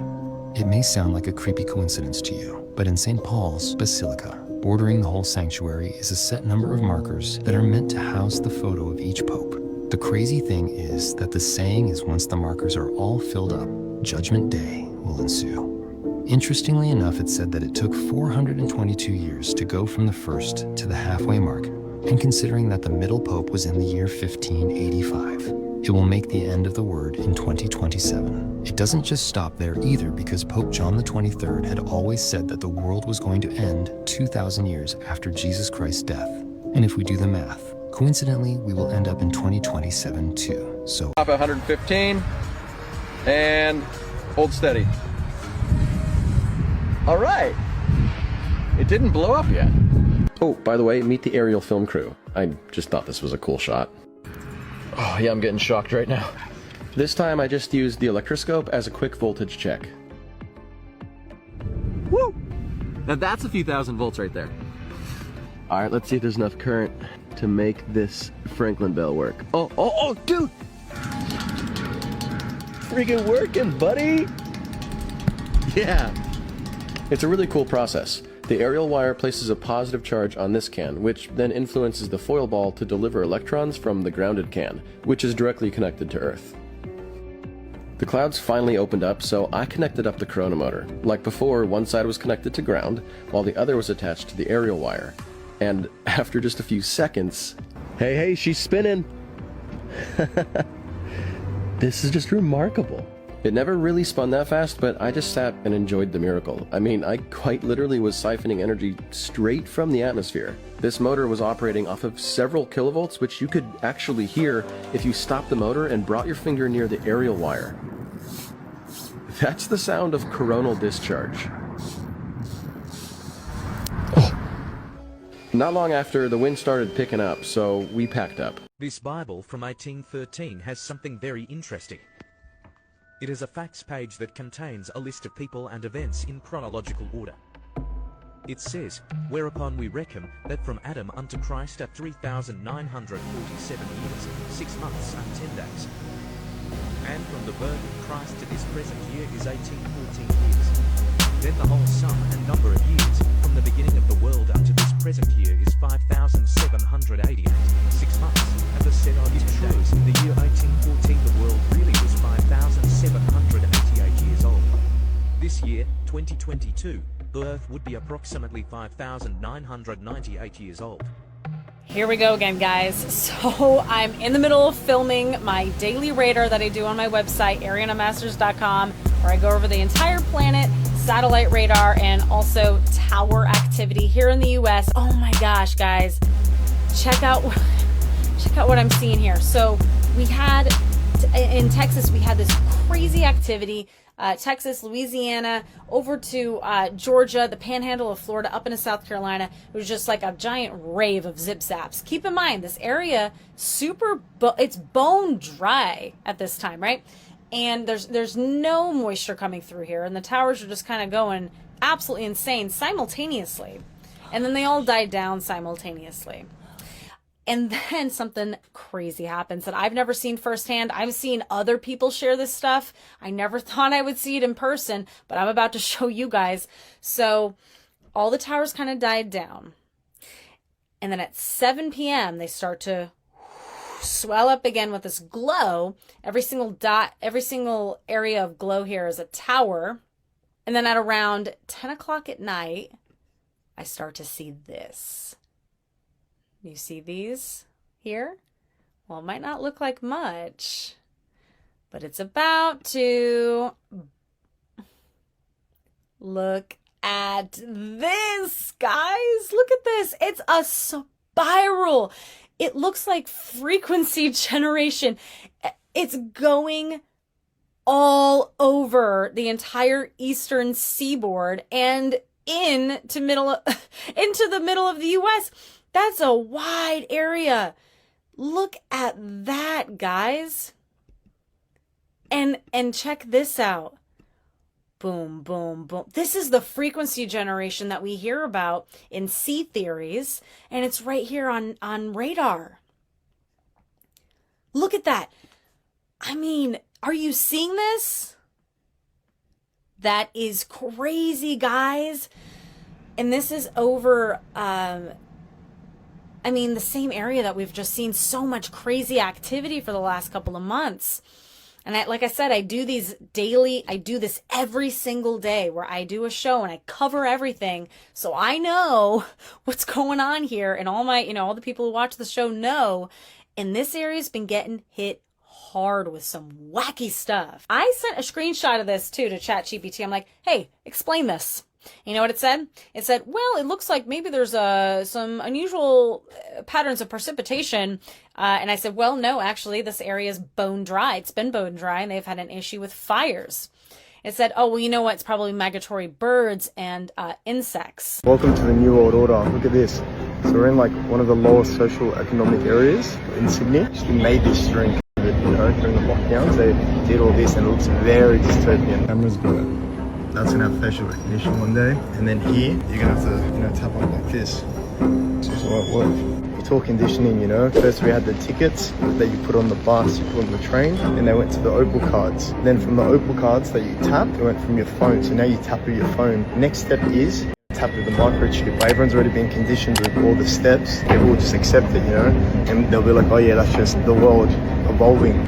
Building metros everywhere in the city of Sydney. So when they lock us down again and they say, oh, you can't travel 15 minutes outside, your card or your microchip at the time isn't going to let you pass through certain areas. If you have like a low social credit score, it won't let you go to like the rich areas or the nice poshy areas. Plus, mixed with the electric cars, it's like even the scooters that you hire, the bikes that you hire on the street, it doesn't let you ride in certain areas, and it just stops the bikes and the scooters from going. Wait till they do that with electric cars. All they need to do is force electric cars and then put an update in the car, and it has all that GPS tracking stuff already. And you won't even be able to tinker with the car because it's so advanced. You can't even go to proper mechanics now. You can't even change anything in electric cars because it's so advanced. Say it's convenience, no, brother, that's control.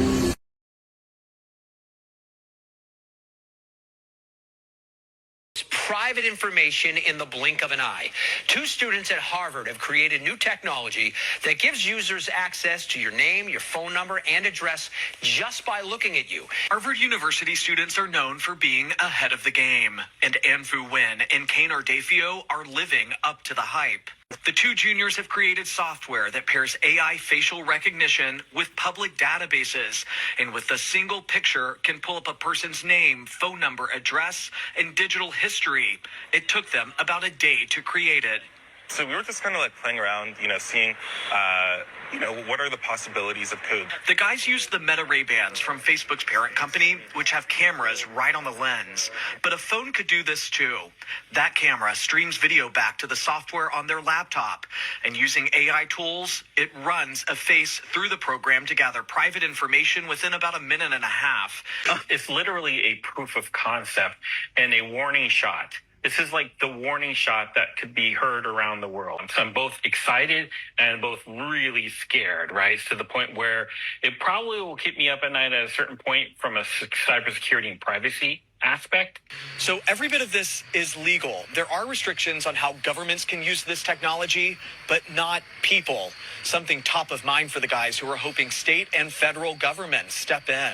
What do you want people to take away from kind of this technology that you've ultimately built here? People should obviously be more aware of their data. We want people to be aware that this is possible now, and you should take precautions against that.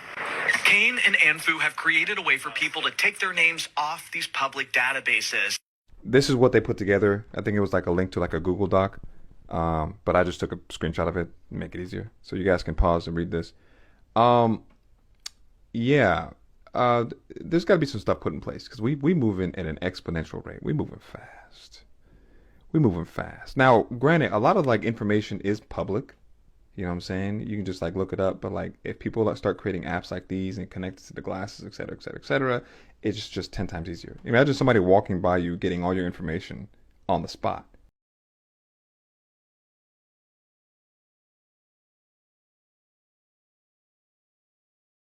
Mr. President, do you have a reaction to the new Time magazine cover that has Elon Musk sitting behind your Resolute desk? タイムマガジンにイーロン・マスクが大統領の机の後ろで座っている写真がありますけども、それに関するコメントは何かありますか? Is Time magazine still in business? I didn't even know that. まだタイムマガジンは廃刊じゃないんですか? Elon is doing a great job.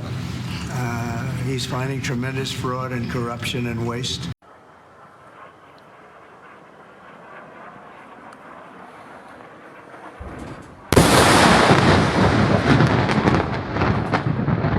المهية لايف.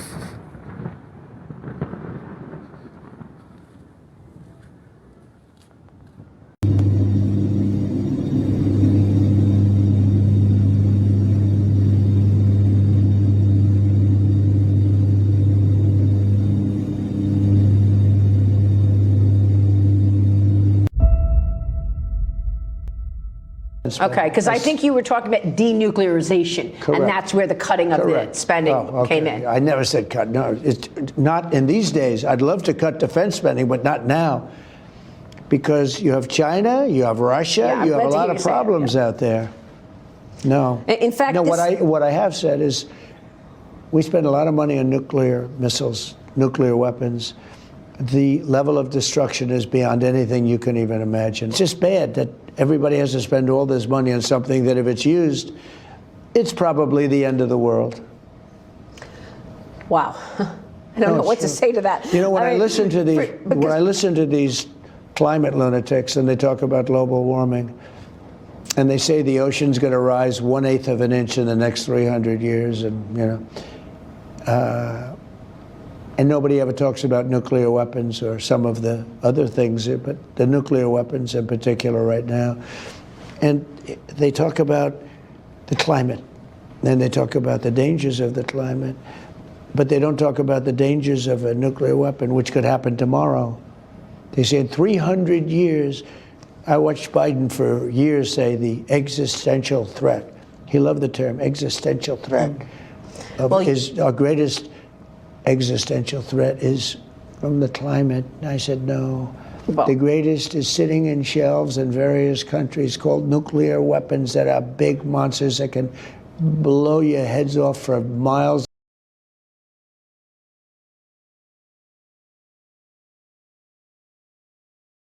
This is an artificial baby. This is a newly advanced technology through which babies will be created in the laboratory. Scientists predict in the future, with this new technology, we will be able to create 30,000 artificial babies in 1 year. According to scientists, they have the ability choosing the baby's eye color, hair color, skin tone, physical strength, height, and level of intelligence. With this new technology, the perfect human being can be created artificially. This technology was invented in 1984, and according to scientists, the United States military in the next 10 years will be creating babies in multiple secret laboratories throughout the United States of America. What is the reason for doing this? Why keep it secret from the public?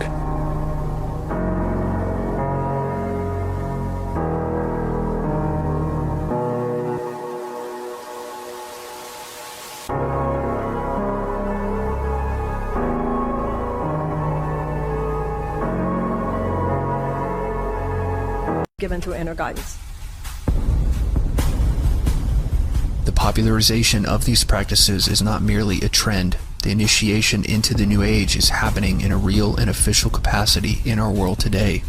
As you will learn more about later in this video, the Lucis Trust, founded by Alice Bailey, is working with the United Nations to expand their network of light workers around the world and spread the message of spiritual brotherhood and popularize the occult practices of invocation and meditation in order to awaken mankind to its divinity and hasten the return of the New Age Christ and his spiritual hierarchy of ascended beings.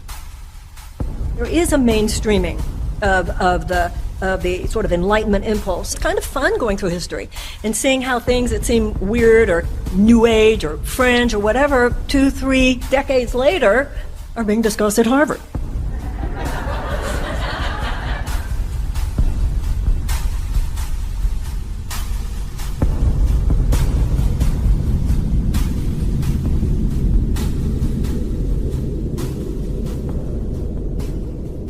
At this time of planetary transition, there's a lot of chaos and confusion.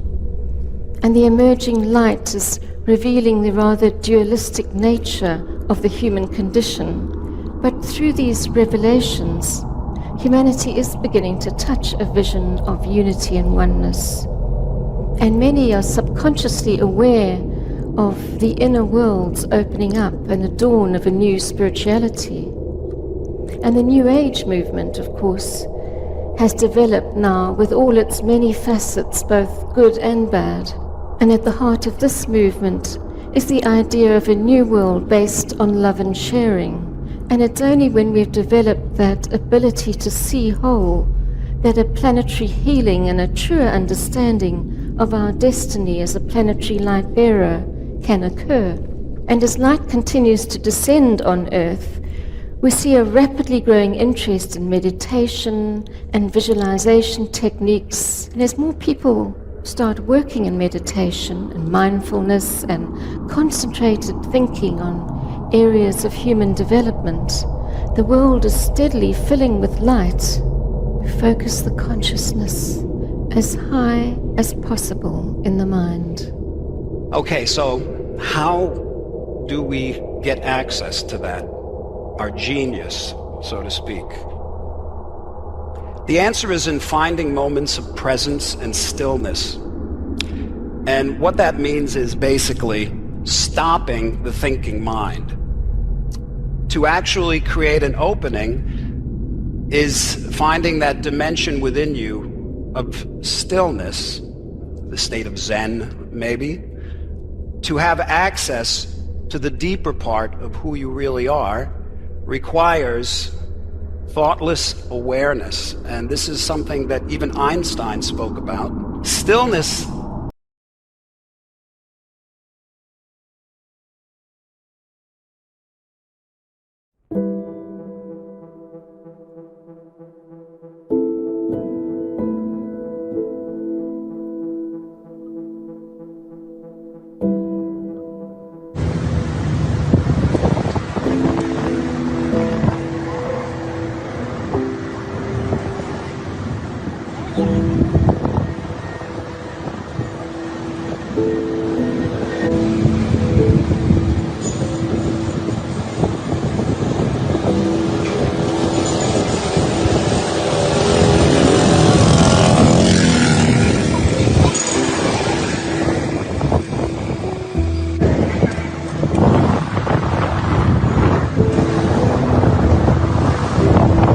hydrant has no water.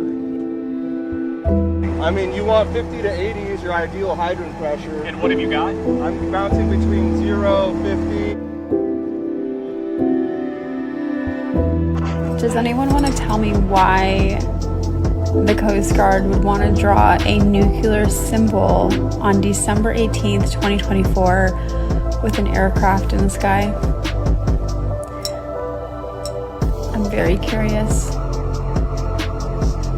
It's very uncanny timing, if you ask me.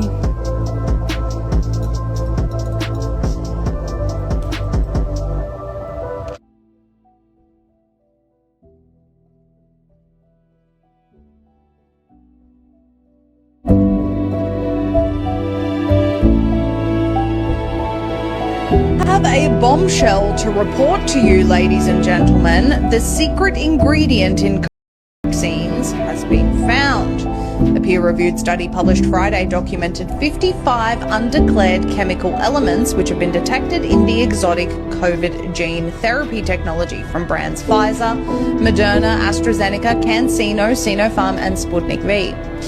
Given the exotic nature of these findings, the researchers deduced that the novel COVID gene therapy technology injections are in fact part of a secret worldwide nanotechnological experimentation program. And what they found was rare earth minerals in these technologies. They found 11 out of the 15 lanthanides. That's what a rare earth mineral, that's the scientific term for it, is a lanthanide. And the hairs on the back of my neck stood up, Maria. Why is that? Because these rare earth magnets, lanthanides, are what's used in our smart technology for two-way communication. It's used in the electronic vehicles. It's used in our smartphones. It's used in our televisions. It's used in the Internet of Things. They are the cornerstone elements for the Internet of Things. It's used in Elon Musk's Teslas and in his Neuralink.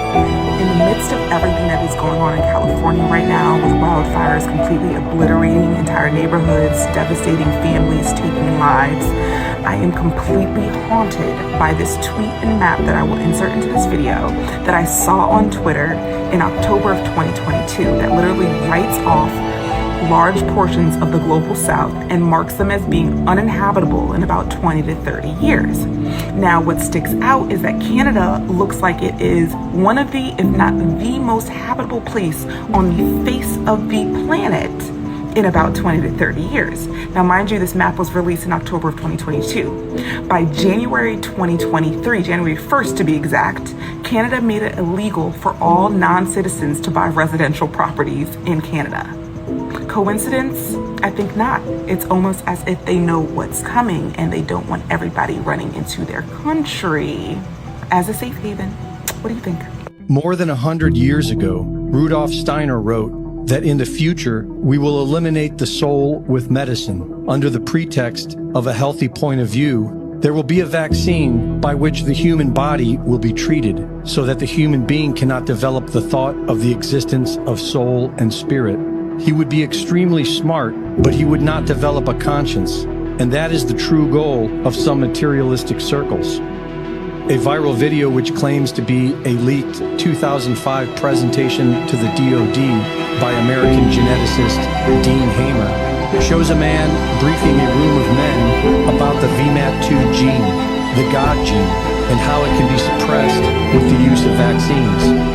On the left over here, we have individuals who are religious fundamentalists, religious fanatics. And this is the expression, RT-PCR, real-time PCR expression of the VMAT2 gene. Our hypothesis is that these are fanatical people, that they have overexpression of the VMAT2 gene, and that by vaccinating them against this, we'll eliminate this behavior.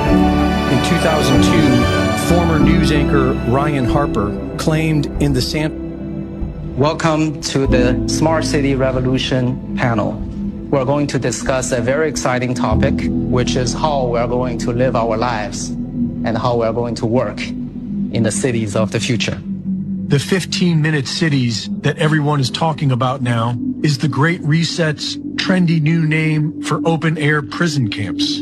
The idea is to corral everyone into neighborhoods small enough to walk from one end to the other in 15 minutes. So that you'll never, ever have to leave.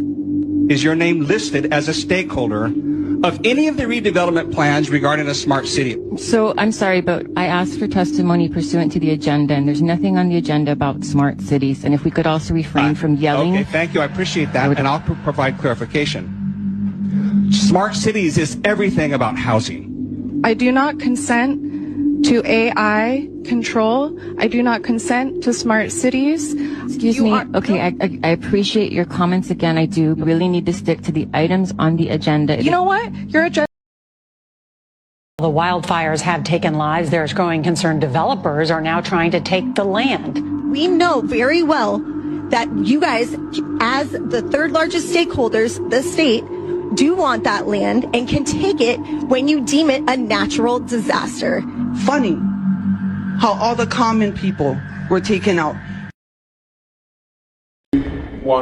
King Charles helped turn on a climate clock at a summit in London this afternoon. It triggers 150 similar clocks across the major cities of the UK, counting down the seconds to 2030. The estimated deadline for limiting climate change to 1.5 degrees above pre-industrial levels. We have to reduce emissions urgently and take action to tackle the carbon already in the atmosphere. As we tackle this crisis, our efforts cannot be a series of independent initiatives running in parallel.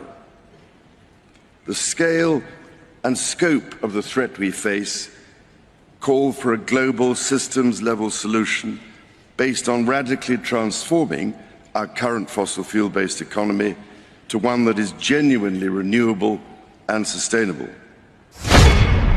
We know this will take trillions, not billions of dollars. We also know that countries, many of whom are burdened by growing levels of debt, simply cannot afford to go green. Here we need a vast military-style campaign to marshal the strength of the global private sector, with trillions at its disposal, far beyond global GDP, and with the greatest respect, beyond even the governments of the world's. Why do they want these 15-minute cities whereby you have everything you need within 15 minutes walk or bike ride of your house, so you don't have to move? What they want is these communities increasingly isolated from everyone else and communicating through the internet, which they can switch off anytime they bloody like. What you saw during lockdown, that was all part of the perceptual preparation for these 15-minute cities. This is why they are targeting car ownership in such a blatant way. I've been in London and seen what the 20-mile-an-hour speed limits are like. It's a nightmare. It's producing more pollution because you're in a lower gear most of the time. This is the thing, you see. That's the scam. That's the no problem reaction solution. That's why it's just a stepping stone, isn't it, to what they really want? Exactly that. What it's doing is making it more and more and more expensive to have a car, to have independence of movement, because they want you in a situation of dependency. The electric car, for instance, is nothing to do with the environment. It's about moving to autonomous cars that drive themselves, but you won't own it, you'll hire it. With a petrol and diesel car, you can pretty much drive where you want. With an autonomous car, the computer will decide where you can and cannot go. I've noticed something a bit strange about these LA fires everyone's been tagging me in. The first weird thing that I noticed is that insurance companies dropped fire coverage 3 months before the fire started. And many people have reported electrical wires from the power grid causing these fires. And of course, the water supply has been cut off. And don't you think it's a bit weird in this picture that all of the trees stay standing but the houses aren't? Of course, this is for educational purposes only, and I'm not claiming anything. And then we go to Google and type in 2028 Smart LA City. What a coincidence they want to build a smart city in LA. And of course, it's a lot easier to build a whole city if there's no buildings there. Of course, this is just for educational purposes only, and I hope everyone is safe over there. Thank you. You haven't heard of 15-minute cities. Let me explain. The idea is that everything you need, your job, your grocery store, your entertainment, your education, should all be within a 15-minute walk. You don't need to drive a car. Your carbon footprint is too much. You will scan your ID walking along, so we will know all about your movements, your carbon footprint. It will reduce climate change. You won't be driving any kind of fossil fuel car. It all sounds so convenient, right? But here's the thing. This isn't about walkable communities at all. It's all about control. And this Los Angeles is one of the cities with the heaviest traffic, who told me in 2030 Los Angeles will be private car driven free. And this will allow to transform highways into parks and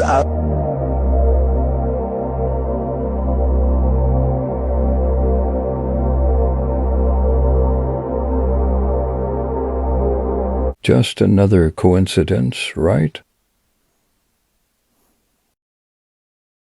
As a 3-time United States Digital City Award winner, the City of Los Angeles has been investing in the infrastructure, the apps, and the data tools to be a globally recognized smart city. But as technology evolves, so our smart city must evolve too. That's why we have developed our Los Angeles Smart City Strategy, known as Smart LA 2028, as a roadmap to the 2028 Summer Olympics. It includes 56 new goals that use technology to transform the way we live, work, and move around LA. Check it out here. Thank you. So guys, this is essentially a 15-minute neighborhood, right? People think, oh, we got to stop the building of 15-minute neighborhoods. I get something in the future coming along. A lot of people don't understand is that 15-minute neighborhoods have been here for a while. This is one here, for example, at Paddington in London here. But you've got all of this, so it looks like it's really pretty when you first see it, right? They've got all of this, they've got all of these big chain restaurants and stores and stuff. You don't need a car. There's definitely no roadway for any kind of cars or anything like that. You won't need a car in a 15-minute neighborhood. Look at the big chains, right? Nutfield Health, get your big pharma crap from us here. Pret a Manger, get your crappy coffee from here. Itsu, what's that? Korean big Chinese restaurant. You got Sainsbury's local in the corner there. You've got all of this, all of the flats, everything. And right here you've got, if you can't see this because of the camera, this is the propaganda. They've got a giant TV. Guess what it's playing? It's the BBC. It's the state's mouthpiece. It's always playing 24/7. It's the news, it's bollocks. Even though so during summer they call it Little Venice here, because it tries to give a kind of modern day Roman kind of feel to it, if you get what I mean, right? Called a Little Venice, right? You've got people not paying attention to the indoctrination machine over here, off the screen, the big screen, but it does seep into you. You've got speakers everywhere, speakers I think beneath the boards here, and they're just listening to all this crap. The sports games are on to keep you distracted, like Orwell said. You've got all of this, and think about it, guys. If this does, now, if you didn't know otherwise, if you were a normie, right, and you didn't know nothing about 15-minute neighborhoods and the bigger agenda, etc., and you came along, you would think, if you were someone from out of the countryside, you're a young 18, 19-year-old person, wants to get away from, the stupid farm with all the animals and the natural grown products and all of this, and the peaceful, beautiful kind of scenery of country life and all that, and you came here, you would be tricked to think that this was beauty. But it just doesn't seem right when you say the word beauty. There's like something inside of you that goes, yeah, it's not beautiful, but it kind of tricks you to think. It's like modern art. It tricks you to think that it's something that it is. It's not. Modern art is ugly. All of this modern architecture is part of modern art. It tricks you to think that it's something that it's not. It's actually sterile, hollow, and soulless, right? But this is what the future is. It is like, if people have watched Logan's Run, 1970s film, dystopian film, I do highly advise people watch that film if they haven't already.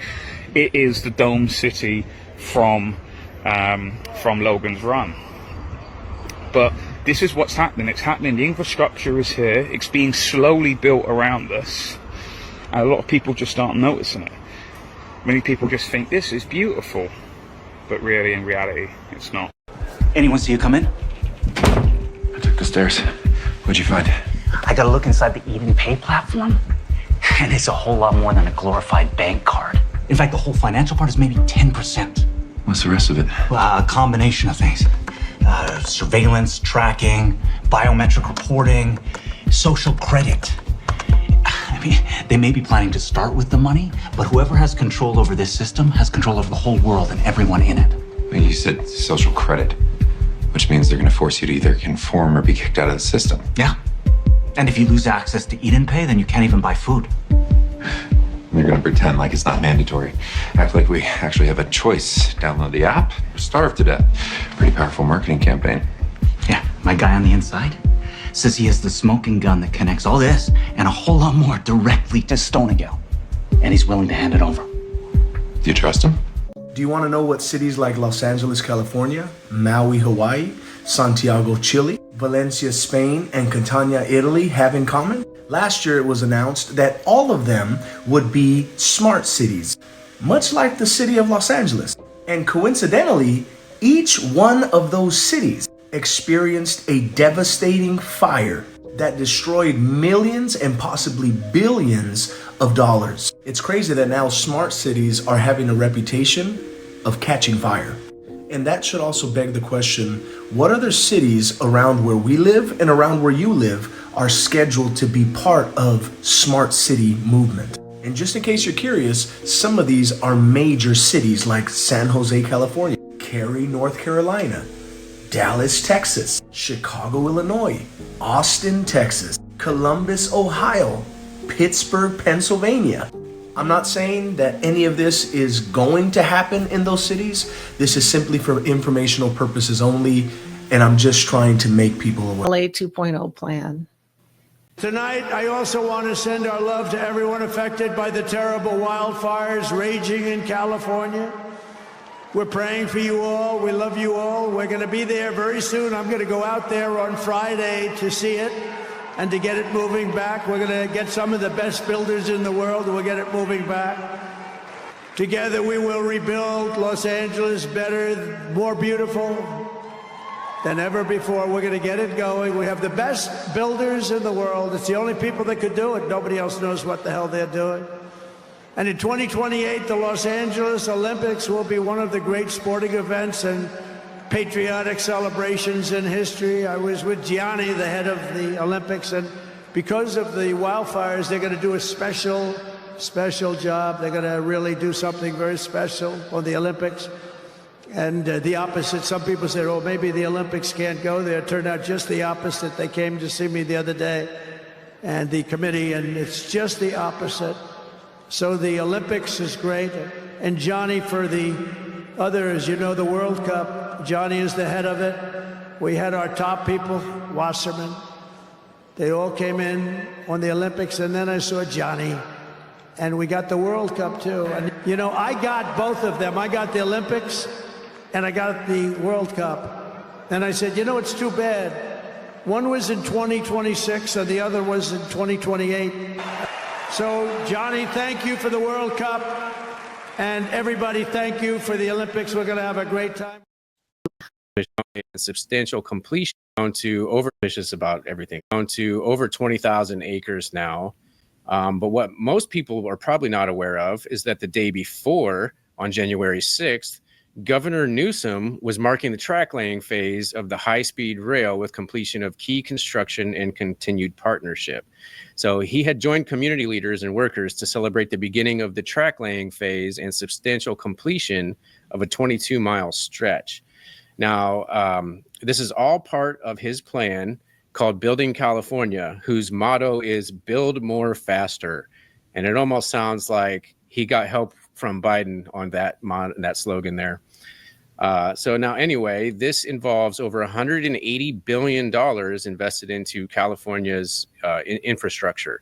And that includes, you know, broadband for, you know, stealing our data and tracking us, more expensive forms of energy generation. When it says environmental restoration, they mean kicking people out of the wildland urban interface. You know, semiconductors for, you know, 5G tech and smart city tech, streamlined projects to, you know, have all of these plans done by the time the World Cup and the Olympics come to town. Transportation to make it less convenient to drive cars than it would be to take the bus or to walk. It involves control over the water supply and zero emission vehicles, so that any vehicle you do have will most likely be an EV with zero emissions. One thing I wanted to point out about Gavin Newsom is that he is a member of the World Economic Forum, or WEF, along with Tulsi Gabbard, Zelensky, Kim Jong-un, Trudeau, and Macron from France. So that is one heck of a list there of World Economic Forum young global leaders, as they call them. And so we've seen these young global leaders planted in a lot of positions, which includes Mayor Garcetti, who was the former mayor of LA, who launched a Green New Deal in 2019, which includes making LA carbon neutral by 2050, as well as a commitment to uphold the Paris Climate Agreement, which was an agreement in 2015 or 16 that over almost 200 countries had signed away their sovereignty to this climate agreement, which was made by the UN, the climate changers themselves. And it shows here that they're trying to zero out Los Angeles's main source of harmful emissions. It also includes a 50% reduction in greenhouse gas emissions by 2025, which is this year, which outpaces the standard set by the United Nations IPCC report, which is the Intergovernmental Panel on Climate Change. and that comes straight from the climate changers themselves. All right. It also includes, they signed a fossil fuel streets declaration alongside 11 other C40 mayors. Now, C40 is something that has been brought to my attention by the viewers, and I did come across it when I was covering the Jasper fire in Alberta. So the Strong Cities Network and the C40 network, it's all intricately linked to these smart city plans. And we'll probably cover, C40 and Strong Cities in a future video. All right, so Mayor Garcetti, about a year after the Green New Deal, he had said, quote, "The soul of our recovery will shape the contours of our city's future for decades to come. We have a blueprint for the city of the future." Now, that blueprint that he was referring to was Smart LA 2028, which is the smart city strategy for the city of Los Angeles. And he was allowed to put his name on this, but he didn't come up with it himself. I know he's taken a lot of credit for this, but this is handed down to, the mayors from on high, the UN Sustainable Development Goals for 2030. They hand these plans out to every locality, and they let the local politicians take as much credit as possible for this. Now, this is basically an overview for the smart city, which is based on several other plans that were previously made. So there's the 2020 Long Range Transportation Plan, the Vision 2028 Metro Strategic Plan, the MBS, or Moving Beyond Sustainability Plan, among many others, which includes these transit-oriented communities. Now, transit-oriented development is a theme that we've seen running through pretty much every smart city plan that I've investigated so far. And it involves making it more convenient to take transit, walk, or bike than to drive. And I interpret that as making it less convenient to drive than the other modalities of transportation. They also at the bottom here say one of their policy goals is to stabilize and strengthen communities around the transit areas. Now, these are usually known as opportunity zones, and usually within a quarter to half mile of a transit station, there's going to be a lot of redevelopment projects, such as affordable housing, mixed use development, and so forth. Now, I know a lot of people are wondering if there are any plans for the Palisades, and there actually are. So the Palisades has plans for mixed use multifamily developments in the Palisades. Now, what I want to point out is that Palisades has traditionally been zoned for R1 zoning, which is single family zoning. But the fact that these plans have been approved either by Mayor Garcetti or perhaps Karen Bass, she's probably read into this, so she at least knows about it. However, it appears that Palisades is being rezoned for multifamily mixed use development. So even though Governor Newsom denies having any involvement in the rezoning of Palisades, Palisades is being rezoned, and it's most likely one of the mayors, either former or current, that had a hand in that. Now, I just wanted to point out that Palisades is not an Olympic venue, so it is it is not part of the Olympic development, but it is part of the smart city plans. All right, so what are the Olympic venues? So these are the Olympic venues that are coming to Los Angeles. Now, the majority of the venues are divided into clusters known as sports parks, which will be situated in downtown LA, the San Fernando Valley, and Long Beach. The Olympic Village will be situated at UCLA campus, while the University of Southern California will host the Media Village. The Los Angeles Memorial Coliseum and the Rose Bowl will host athletics and soccer, and the Crypto.com Arena will host gymnastics, and the Intuit Dome will host basketball. The BMO Stadium will host the football finals, and the SoFi Stadium will host swimming events. Riviera Country Club will host golf. The Orange County Great Park in Irvine is a potential venue for the cricket competitions.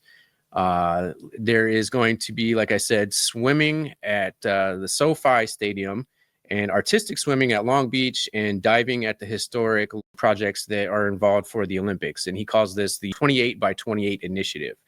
So there's 28 projects seen here, which includes mostly rail and bus transit projects. There's a couple of interstate projects that involve expressway lanes, but the one I wanted to point out here was the bus-only lanes. They are planning on actually reducing the number of car lanes and increasing the number of bus lanes and bike lanes, and even widening the sidewalks for pedestrians. So that's going to increase the other modalities of travel, but decrease the efficiency of travel by private car. Now, of these projects, the ones that are in and around the SoFi Stadium in Inglewood, California, are going to be redeveloped even faster at warp speed, so to speak, because there's only about 500 days left until the World Cup kicks off at SoFi Stadium in Inglewood, California.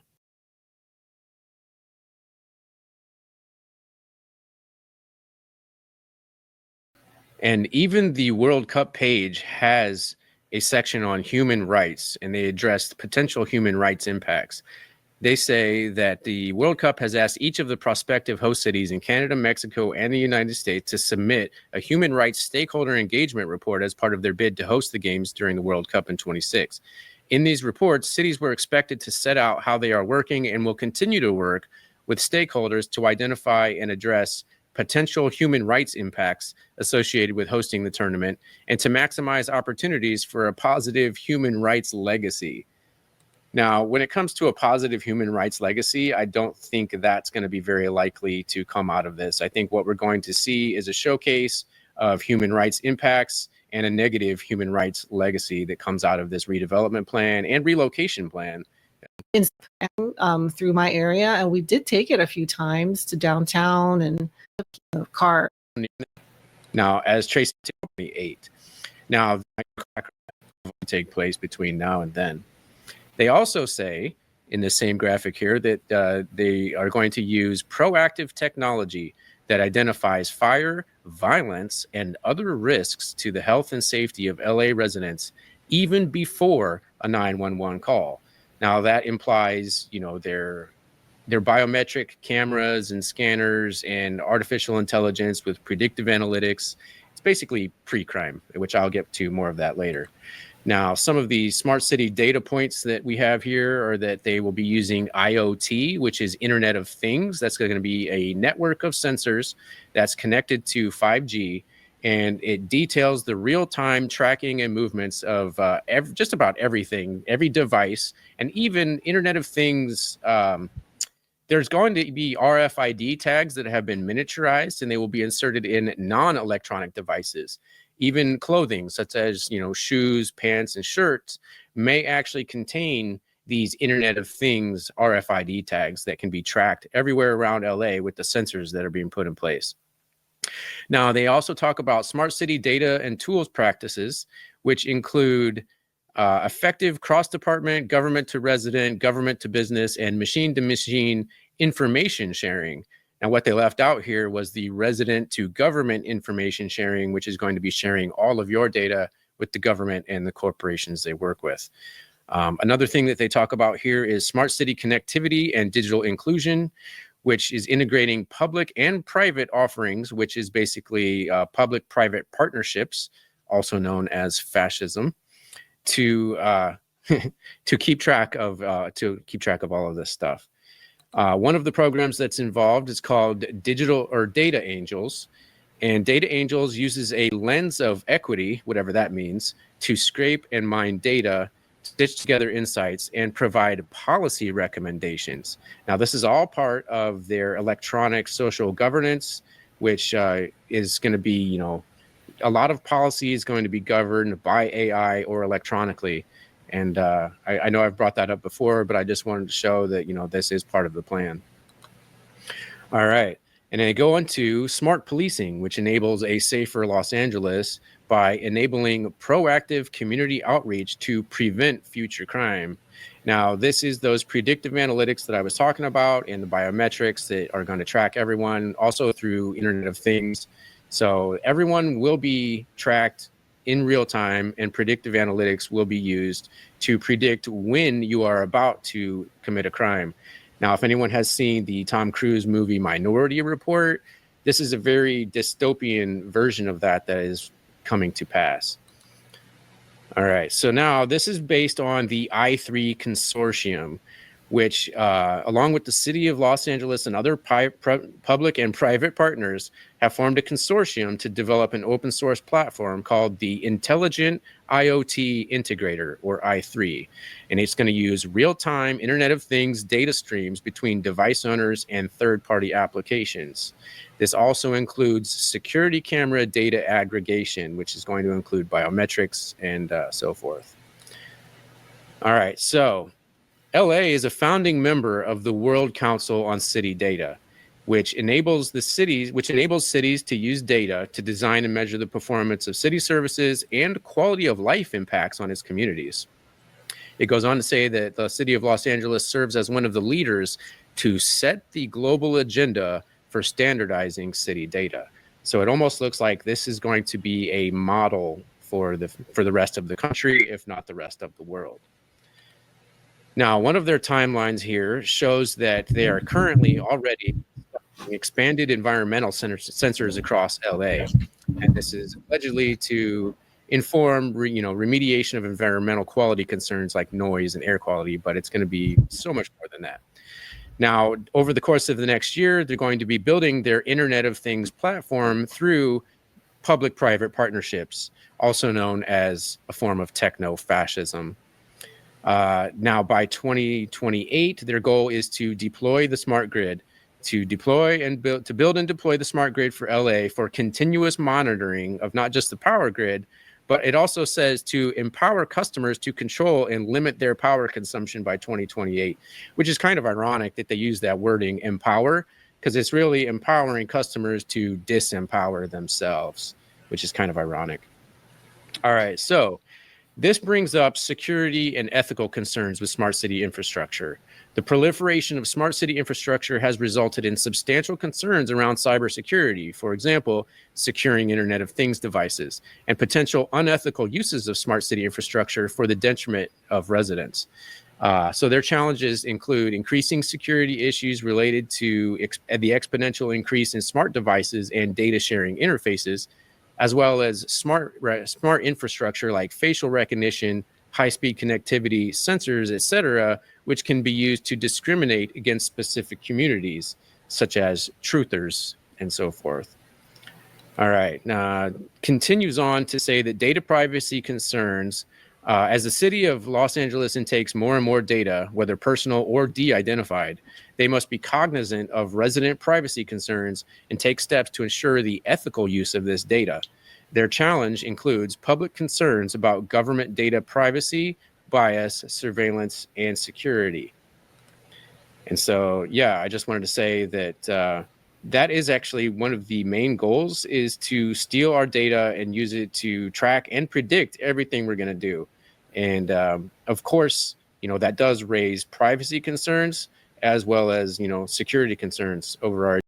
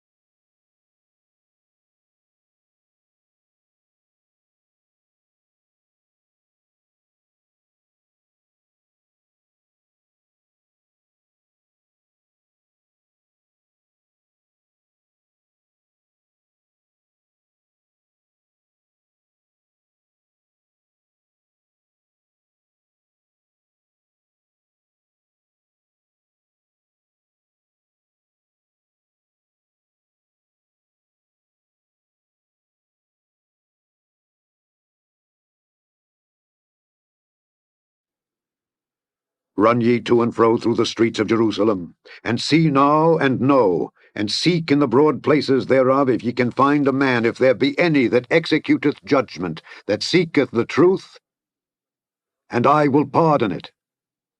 And though they say, The Lord liveth, surely they swear falsely. O Lord, are not thine eyes upon the truth? Thou hast stricken them, but they have not grieved. Thou hast consumed them, but they have refused to receive correction.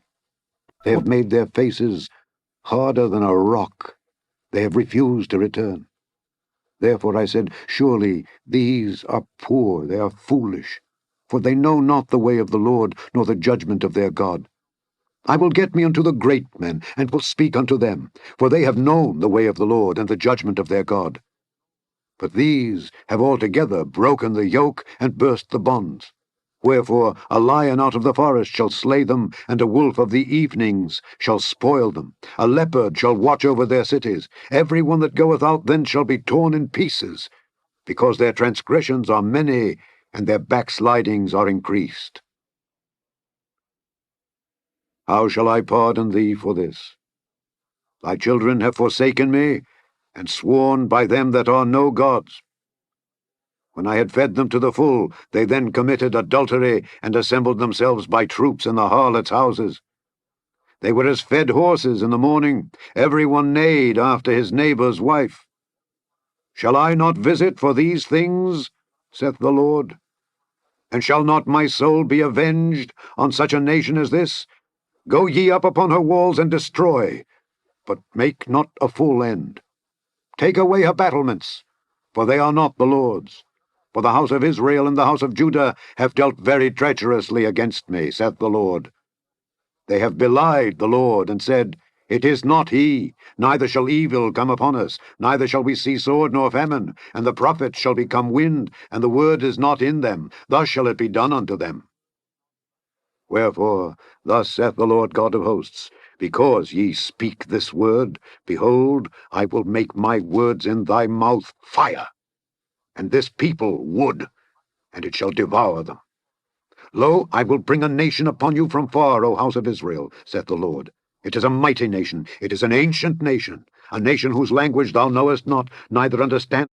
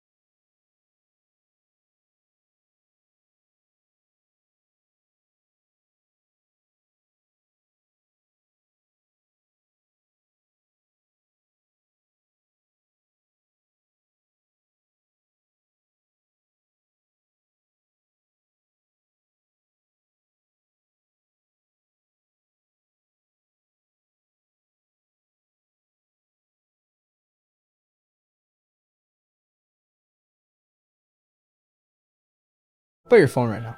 Just Google 2025. Number. And go to images. Make sure you're on images. Movie posters. What is it's kind of like apocalyptic kind of thing, right? The world Okay. enslaved by a virus. Okay, hold up. Now Google 2026. Bugattis, trophies. Glory in a way. Like things are going good. Now Google 2027. There's a storyline already set in motion. This is how the Simpsons predict everything. The return of Christ? That's what showed up. Okay, hold up. Now go to 2028. End of the world. Devil, the devil and Jesus like arm wrestling and stuff. Yeah. Okay, now go to 2029. Meteor? A meteor hits Earth. Go to 2030. This is where it all wraps up. Aliens? Future civilizations? A utopia. Aliens come and like, it's just utopia. Is that supposed to represent aliens or us going to heaven and the rest? Couldn't tell you.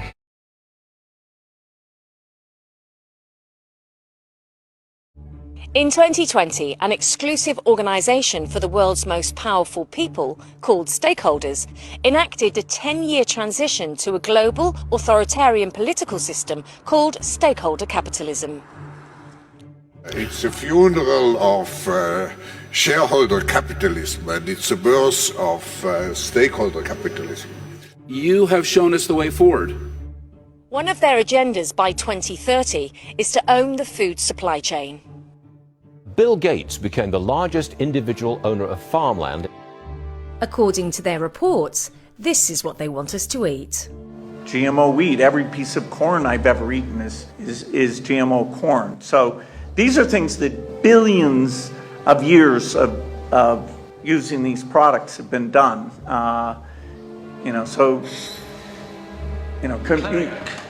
Anyway, these are proven products.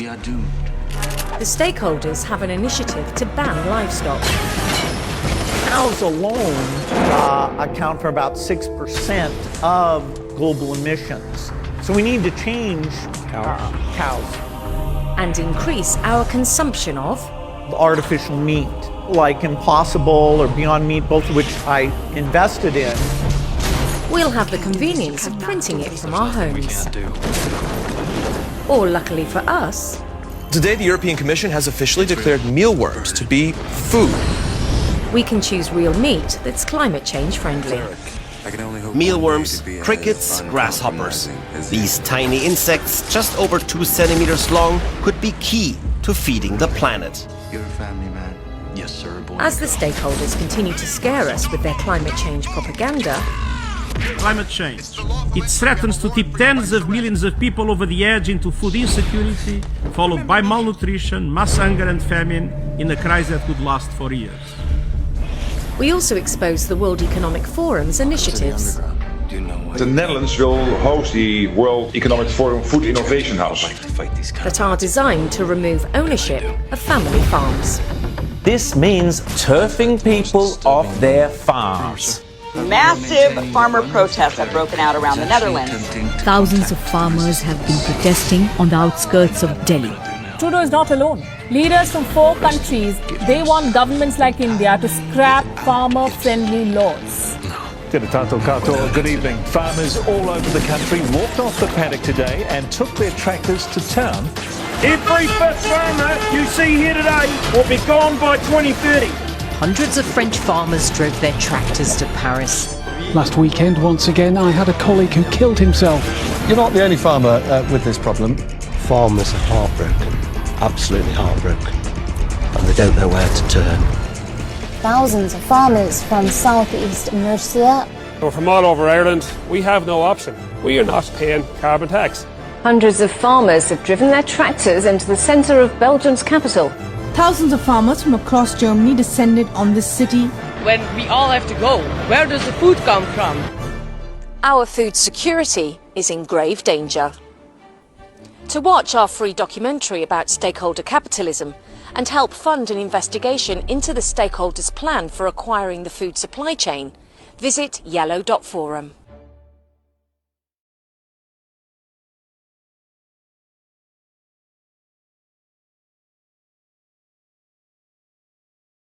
You need to watch this. The Earth is being put into a countdown collapse right now. Globalists have gone from testing phase into full operational now. And they say, read their writings, we are going to have a post-industrial world by 2030. We will have no personal cars by 2030. You will be eating bugs by 2030, and we will start the depopulation of 90% of the people by 2045. That is the official WWF, official UN, official Club of Rome plan. Means that you can't get the economies in these areas going because it holds things back so much. Now, malaria is, of course, transmitted by mosquitoes. I brought some here so you could experience this. We'll let those roam around the auditorium a little bit. There. There's no reason only poor people should have the experience.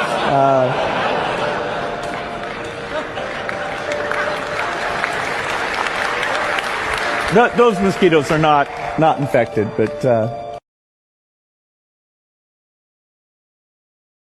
All right, some remarkable celestial signs will be on display in the coming months that may hold prophetic significance for our world. This series of 4 heavenly phenomena includes 2 lunar events over the next 14 months that appear to represent a possible message about Israel. Keep this in mind. It all kicks off with a total lunar eclipse known as a, quote, blood moon that will appear over the United States on, mark your calendars, folks, March 14, 2025. A blood moon over the U.S. on March 14, 2025. Why is that significant? Because this particular blood moon will fall directly on the Jewish day of Purim. Now, ladies and gentlemen, listen to me. This is huge because it's one thing to have a blood moon. This is a normal event. Lunar eclipses are completely normal. They fall on cycles. It happens all the time. But watch this. Again, according to the ancients, according to rabbis, when blood moons are visible on Jewish feast days, this is a significant sign to the nation of Israel. Many times it is a harbinger of war and conflict.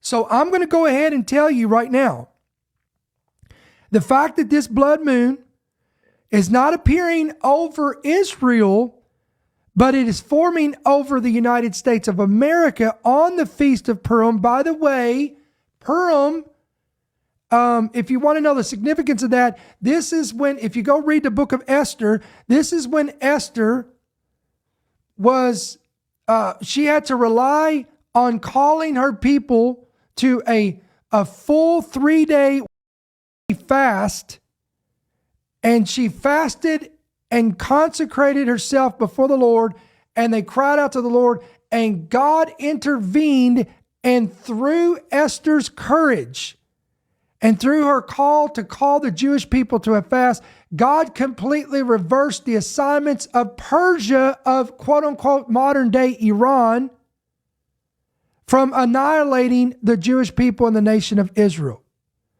So I'm going to tell you, I'm going to go on record and tell you this. This is significant. The fact that there is a blood moon that's going to appear over America on the Feast of Purim, this, to me, is a huge warning that, listen, it is very possible that the new president of the United States, Donald Trump, is going to somehow be involved.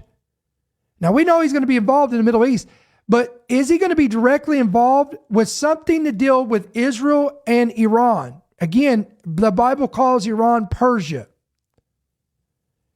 Could it be possible that we're going to see this thing's going to boil over and there's going to be a conflict between Israel and Iran? Again, this resurfaces again. And then now Trump is in the middle of this. How's he going to handle it? Look, I'm just going to tell you, there was some articles. Let me show you some stuff here that I thought is intriguing. This is from Axios. Biden discussed plans to strike Iran's nuclear sites if Tehran speeds towards bomb. Now, this is under the Biden administration. Let's read a little bit of this. White House National Security Advisor Jake Sullivan presented President Biden with options for a potential U.S. attack on Iran's nuclear facilities if the Iranians move towards a nuclear weapon before January 20th. This was in a meeting several weeks ago that remained secret until now. 3 sources with knowledge of the issue, again, revealed this to Axios. A U.S. strike on Iran's nuclear program during the lame duck period would be an enormous gamble for a president who promised he would not allow Iran to develop a nuclear weapon. But who would but who would also risk handing a fresh conflict over to his successor? Biden did not greenlight a strike during the meeting and has not done so since. Okay, but how will Trump handle Iran if they advance towards the creation of a nuclear bomb? Here is another report. Look at this headline: Iran 2025, nuclear crisis awaits Trump. Iran's recent nuclear advances gives President Trump a crucial decision to make in his first months in office. Now think about it: January, February, March, and then April is when Purim happens, which this blood moon is going to be seen over America, and Trump will be in office. All right, so he's got a crucial decision to make in these coming months to try to neutralize the threat through negotiations and pressure, or order a military strike. Listen to me, ladies and gentlemen. This is major. If things go south with these negotiations with Iran, President Donald Trump could order a military strike on Iran. Now, that could the results of that could be very catastrophic in the Middle East, because there's other things going on. Remember, Israel has been at war at 7 fronts. Okay? Then you had these rebels in Syria that took over major cities, including Damascus. Now I want to show you this. This is a report we saw this morning. What are we talking about? We're talking about harbingers, right? We're talking about blood moons. These are signs of war. Israel, look at this. Israel must prepare for a potential war with Turkey. Now, why is that significant? Because Turkey is a major player in prophecy of Ezekiel 38:39. Guess who else is right there with them? Iran, Persia, okay? So let's read a little bit of this. Israel must prepare for a direct confrontation with Turkey, according to the Nagel Committee's latest report on the defense budget and security strategy. The committee established by the government warns that Turkey's ambitions to restore its Ottoman-era influence could lead to, quote, heightened tensions with Israel, possibly escalating into conflict. Wow. The report highlights the risk of Syrian factions aligning with Turkey, creating a new and potential threat to Israel's security. Look at that, guys.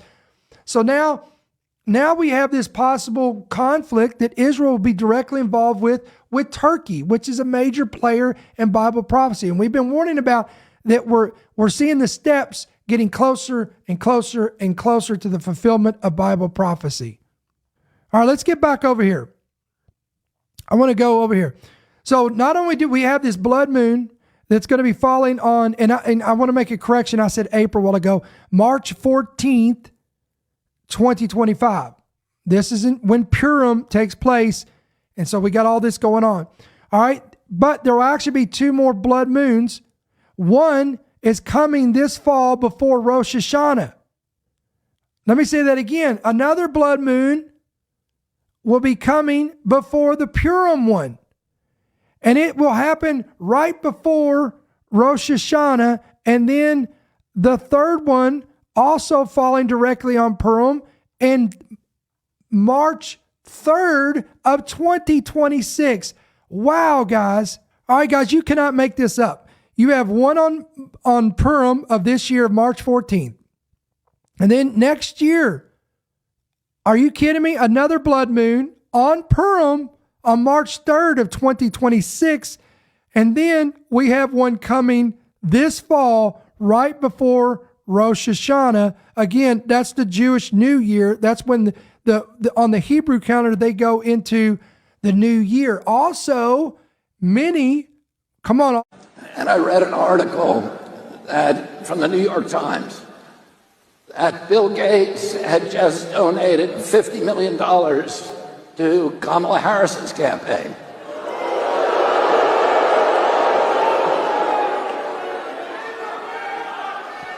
And the article said that it was the first donation that he's made in 20 years, that he stayed out of politics, that he's been bipartisan.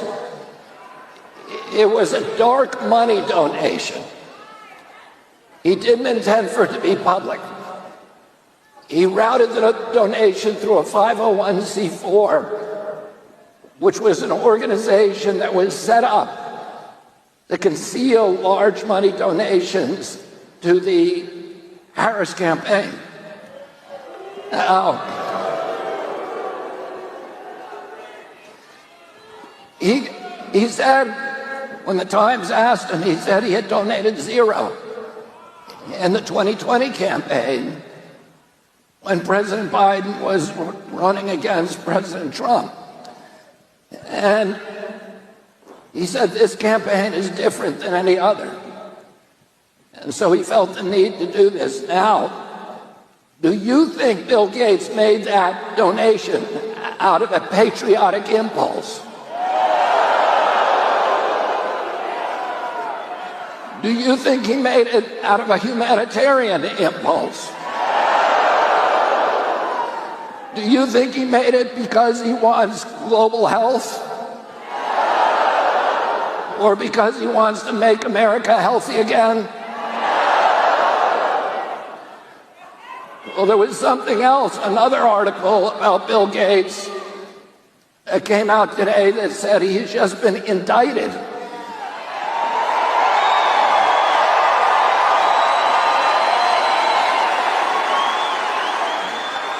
He's been indicted in the Netherlands for lying to the public about the COVID vaccine.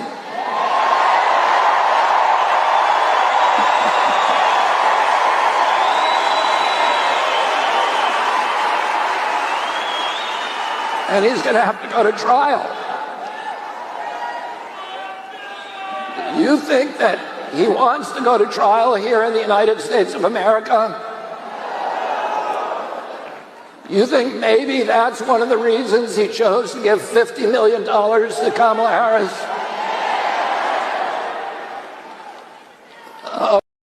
You know that weird feeling when you've been assigned to vaccinate the population of an entire country, but there are some people who just will not get down with the program. People who, no matter what you say, what you do, or what incentive you put out there, just refuse to take the vaccine. Here in America, this represents somewhere between 19 to about 30% of the population, depending on how you do the numbers. And so, wouldn't it be nice if there was some way that the government could disseminate the vaccine quietly, in a way that people wouldn't even realize that they were getting vaccinated? That way, you can achieve your goal with minimal resistance. Well, if that's what you were thinking, you're in luck, because scientists over at Yale University have just taken a giant step towards making such a thing reality. This paper right here that you can see up on your screen was published just 2 weeks ago by researchers over at Yale University. The paper is titled "Polymer Nanoparticles Deliver mRNA to the Lung for Mucosal Vaccination." And what these researchers over at Yale were able to achieve is to develop a new airborne method of delivery for mRNA vaccines. They were able to vaccinate these mice using 2 doses administered through the nose of a vaccine which contained nanoparticles carrying the mRNA COVID vaccine. These mice were vaccinated without a single injection. And according to the researchers, this experiment showed that this new method of delivery was quote-unquote safe and effective, and they are now planning to test it in humans.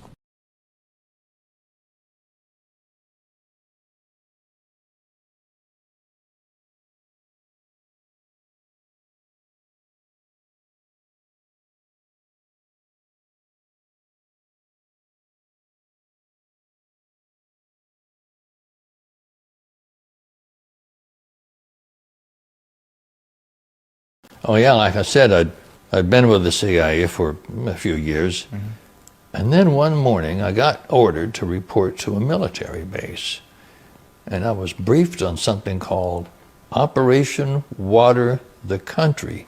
And when I got... For those who don't know what that is, can you explain what that is?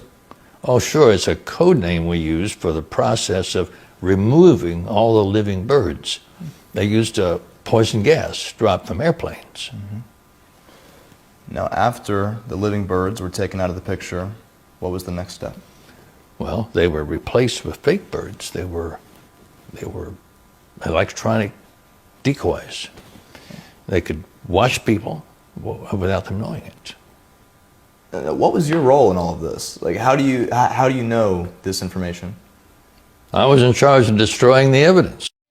Well, by the sheer incompetence of California politicians. Did you hear the news or what? Are you talking about the fact that the California wildfires appear to line up in the same exact path as the proposed California high-speed rail system? Also, TikTok has announced that it will be officially shutting down operations in America on January 19th. So say bye-bye. Oh, and the Japanese Yakuza leader has pled guilty to attempting to traffic nuclear materials through New York City. That's weird. That's pretty weird. So you're saying the whispers of nuclear materials being in New York City are true?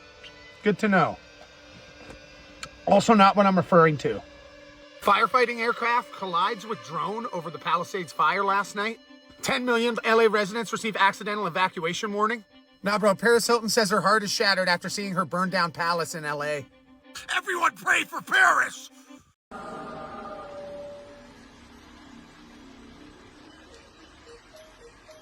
The chosen ones, because of a fate unimagined when you began your right state adventures. You started in the olden times, in the world back before the great pandemic of 2020. You will talk of those earlier years in your lives just that way. Well, that was back before the COVID-19. Today you mark your graduation, which has come during the restructuring of time and of science, of our own national will, and of a worldwide commonwealth. You have finished right state during, the great reset, the great reboot. More has been expected of you than to just be an American. You have had to be responsible Americans. You've had to be good Americans. Good Americans who made the sacrifices that have saved lives. You'll have made it through the time of great sacrifice and great need.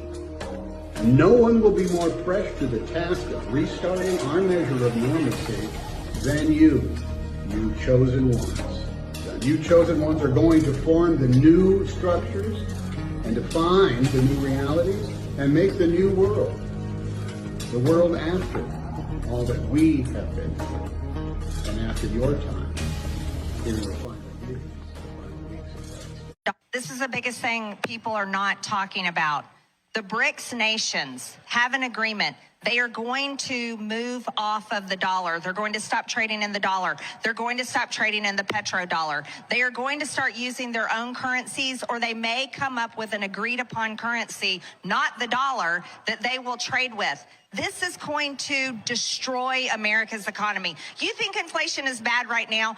Wait until all of these countries stop trading in the dollar. Inflation will be out of control, and our dollar will plummet. This is how they will destroy America, and it's our own fault. Steve, it's our own fault because of our country's non-stop interventionist, foreign war-causing, regime-changing, horrible attitude in Washington, D.C., and it makes me so upset. In Washington, D.C., there are 23 major zodiacs in that city, more than any other city in the world. One other thing you're going to love, I don't think it's not on this map.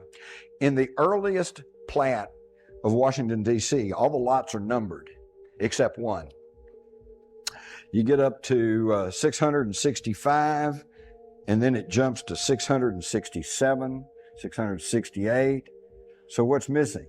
666, 666. And guess what sits on that lot today? The capital of the United States. Now, it's accepted by historians that the French Revolution was fomented by the Illuminati.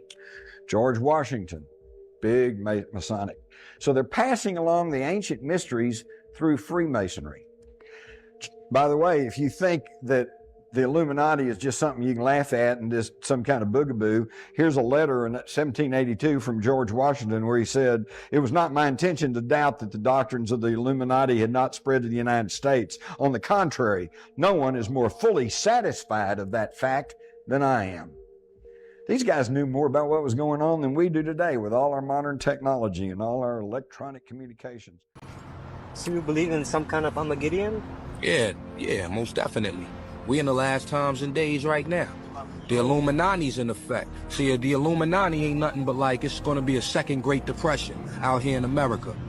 Except this time, corporate America's prepared themselves for it. Meaning when it hits, their money is gonna be safe. As far as the rest of us that don't own our own businesses and things of that nature, so bad, we're gonna be killing each other in the streets, man. Mad Max and beyond Terror Dome and all that is gonna be on, man. And they're gonna have to blow us up, which is what they're gonna do.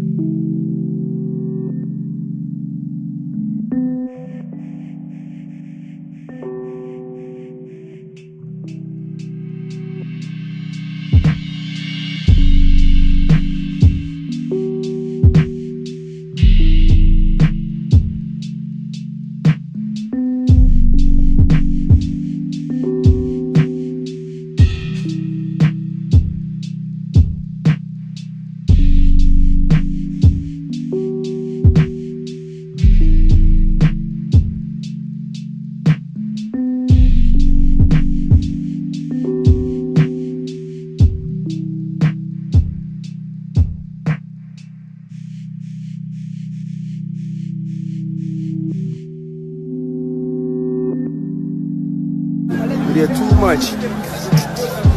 We say that ashi by with the ready boy. Ready. You don't go. We say that. We say that ready boy.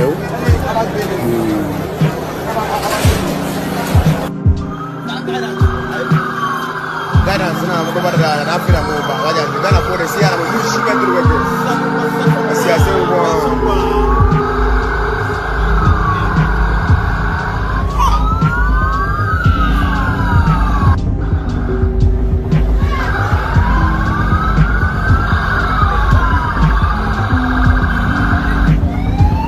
ile mihumbida aja majwa shia ba wedie you say that ready boy.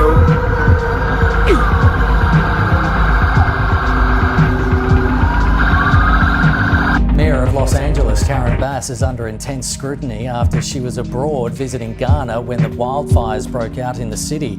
She was seen returning to the country at the city's airport, where she refused to comment on the situation. Fire chiefs say that they're really stretched to the limit and running out of water. What have you got to say to that?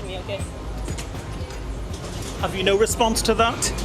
Do you owe citizens an apology for being absent while their homes were burning? Do you regret cutting the fire department budget by millions of dollars, Madam Mayor? Have you nothing to say today? Have you absolutely nothing to say to the citizens today? Elon Musk says that you're utterly incompetent. Are you considering your position?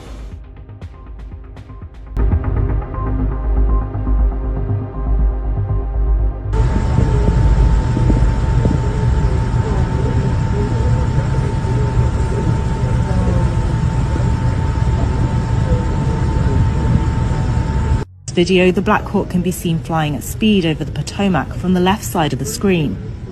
The American Airlines plane can be seen flying towards the airport before the two collide, causing a mid-air explosion and fall into the river. There's going to be people of means who are going to travel, and then there's going to be people maybe of lesser means who might actually be able to use an Oculus or a Magic Leap or some other kind of device to travel to the same place, but from their own couch. But in many ways, it's actually going to create even more distance between those two people that psychologically, and I think that we've experienced this through social media, in many ways it's brought people closer in certain ways, but actually created this remarkable divide because it's even more visible, actually, the divide in certain ways.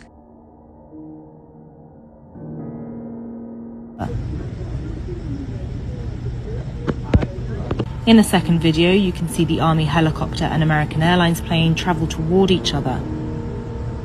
After the collision and subsequent explosion, the airliner can be seen spinning into the water, and the Black Hawk is also seen falling into the water.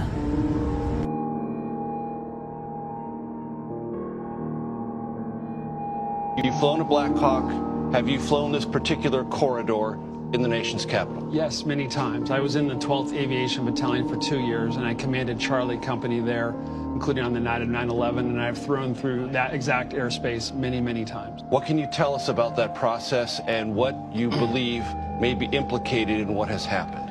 There's a system of low-level helicopter routes throughout the capital region that goes above a lot of the freeways and along the Potomac, and it is a very normal, routine thing for military helicopters to fly along those routes.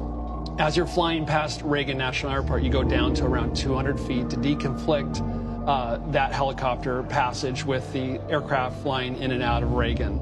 It's a system that's been in place for decades, and throughout that time period, it's ensured the safe deconfliction of those helicopters and aircraft flying in and out of Reagan. But last night, that system failed, and I think it's really important to understand why, so something horrible like this never happens again. That hard deck terminology, 200 feet, how important is that in the safety of this entire complex system of movement of aircraft and helicopter? Throughout the entire system, there's a prescribed route and a prescribed altitude you're supposed to be at, and that altitude becomes particularly important right there at Reagan National Airport, because as you're flying, you literally have aircraft coming in and out, and you have to stay at that altitude. It's not really a hard deck, it's a don't fly above that as the helicopter, so that you have what we call in aviation deconfliction, just the spacing horizontally and vertically to make sure there's not a mid-air collision. And for some reason that failed last night. Based on an FAA briefing, air traffic control spoke with the helicopter crew, to her knowledge, twice.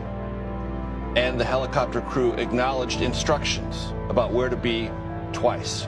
Does that tell you anything important? That sounds like the routine protocol. When I would be flying north to south on the Potomac, you'd check in as the helicopter pilot with the tower at Reagan, and you would not proceed past Key Bridge, for those who know, unless you had clearance to do so, or you wouldn't go past Wilson Bridge in the south without clearance to do so. Because we just got this from the Associated Press, and it says, quoting here, in audio from the air traffic control tower around the time of the crash, a controller is heard asking the helicopter, quoting here, PAC 25, do you have the CRJ in sight? In reference, of course, to the passenger aircraft. Tower, did you see that? Another pilot is heard calling seconds after the apparent collision. The tower immediately began diverting other aircraft from Reagan. So it appears there was some concern going in as to whether the Black Hawk helicopter had seen or could see this plane that was clearly on final approach.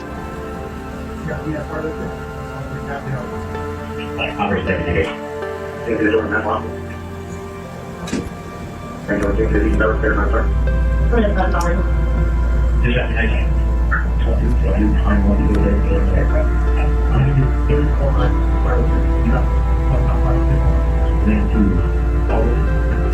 telling you right now, something is seriously wrong. An American Airlines passenger plane went down last night after colliding with a U.S. Army Black Hawk helicopter. I have family who is very high up in the Air Force. Literally, here's a picture of me at the base in Hawaii last Christmas. And I also have friends who are cabin crew at American Airlines. And here's what people are talking about that no one is telling you, and why this is extremely alarming. American Airlines regional jet flight 5342 was coming in from Wichita, Kansas, preparing to land in Ronald Reagan National Airport. Just before touchdown, it collided with the U.S. Army UH-60 Black Hawk helicopter right over the Potomac River. As of an hour ago, the search and rescue mission has officially been changed to a recovery mission because they no longer believe that there are any survivors. So far, 29 bodies have been recovered from the plane and 1 body has been recovered from the helicopter. A total of 67 people were on board both aircrafts, including a U.S. national figure skating team that was coming back from a competition, 2 of whom were former Russian national champions. So these are the facts, but what I'm about to tell you suggests that this is more than just a tragic accident. Let's not forget that this happened on approach to our nation's capital. Here's what I've been told from my family that's high up in the Air Force. 1, a collision at this altitude in this airspace is extremely rare. There are multiple layers of traffic control whose entire job is to ensure that things like this do not happen. 2, collisions at night almost never happen. Every aircraft is equipped with anti-collision lights, strobes, and traffic collision avoidance system, which would have warned both pilots of an incoming threat. 3, not all airspace is created equally. Area around DC is Class B airspace, which is the most restrictive and controlled airspace in the entire country. This is not a place where aircraft just happen to run into each other. So now here's my take. Donald Trump, our president, got on Twitter this morning and said, and I quote, "This looks like it could have been prevented." So is this a case of hiding in plain sight, a cover-up, or truly just an accident that shocked everyone? One thing is for sure, this is suspicious and we should not ignore it. Go ahead and call me crazy. This is a jet. This is a helicopter. Watch. Why is this important? A Black Hawk helicopter flew into a commercial jet over the Potomac River in Washington, D.C. Oh, it was just an accident. It was just an accident. I'll die before you convince me of that. Come at me, bro. Why don't you think it's an accident? Let me give you a little backstory on this. I don't know who was on the plane. I don't know who was in the helicopter. Okay, what I do know is that in that area of the Potomac River, it's common for helicopters to fly around. They're supposed to stay at or below 200 feet AGL, which is above ground level. That helicopter collided with that plane at 350 foot above ground level, somewhere it was not supposed to be. The airplane was in a landing pattern coming into the airport with its landing lights on. And you mean to tell me that the super crazy high amount of technology that's in this military helicopter, and with the pilots flying under visual flight rules, that those two pilots, there were 3 people aboard the helicopter, that those 2 pilots didn't see that plane and they didn't try to avoid it? You mean to tell me that those highly trained, highly skilled pilots didn't see the plane? That's not even why I'm questioning all of this. This is where it happened. Who's this guy? That guy right there is this guy flown by the Air Force. What's the significance of that? This is the plane I'm talking about that landed at Andrews Air Force Base, just next to where the shit happened. Why was a Boeing E-4 known as the Night Watch or the Doomsday plane, which is the militarized version of the Boeing 747 that serves the mobile command post for the U.S. military and is a key component of the National Military Command System, which is designed to survive a nuclear attack? Why was that diverted right after this happened and then landed at Andrews Air Force Base right next to the Potomac River? Why? This helicopter had to have seen this plane. I don't know why. I don't know what led to it. Call me a conspiracy theorist all you want. Share now, this interview will disappear. You see everything, but you just see the plane getting lower and lower. Then yesterday it was the planes like, damn, what's going on? Aviation expert, and he was saying that angle, Jason, and it came down so. If you look up, if you can go over there right now. I'm coming out the gym. You see cars that wasn't even close to the plane. It's caught fire. They're completely done. You can't see. I showed you the pictures. It's messed up, man. And to see houses on fire. They trying to put it out there. You see kids running out. It's not right, man. And then I don't know if this was purposely done or not. But what I do know, man, to be honest, I don't think nobody's safe. I think everybody needs to protect themselves by any means possible. Like, what can we do? What can we do? If it's happening now, what can we do? Like, we had no control over that. Can't nobody expect that. You cannot see that coming.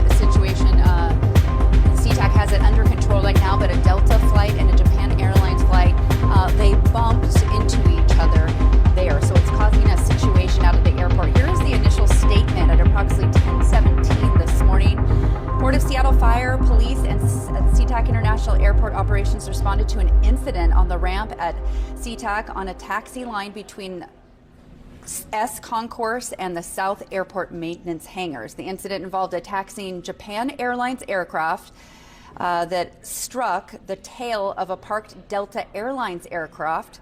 There are no injuries reported at this time. SeaTac is working with both the airlines to safely deplane passengers and bring them to the terminal. There is minimal impact to the airport operations as this occurred, but we do want to let you know, because of all the weather situation and everything going on out there, we do have 125 delays as of now, 21 cancellations, and a lot of that is because of the situation with some of the weather going on in and out of our airport at SeaTac and other airports. Passengers, though, are encouraged to check with their airlines if they are flying today. I would check with the airline to make sure your flight is on time or if there's a delay or a cancellation. But again, you're seeing that video there because the Port of Seattle Fire and Police at Seattle International Airport responded to an incident there on the ramp at SeaTac on a taxi line between Concourse S and the South Airport maintenance hangars. It was between a Japan Airlines aircraft, and it appeared to have struck the tail of a parked Delta Airlines aircraft. We have crews on the way to that situation. We'll, of course, bring you the very latest. But again, we want to let you know that that situation at SeaTac is fluid, and we will be following it here on the Fox Local Live Desk. We will bring you more throughout the day, and especially in our evening news. But because of the weather alert day here, we are going to be streaming live off and on here from the Fox Local Live Desk. We're going to send you now back to Live Now. We'll see you in a bit.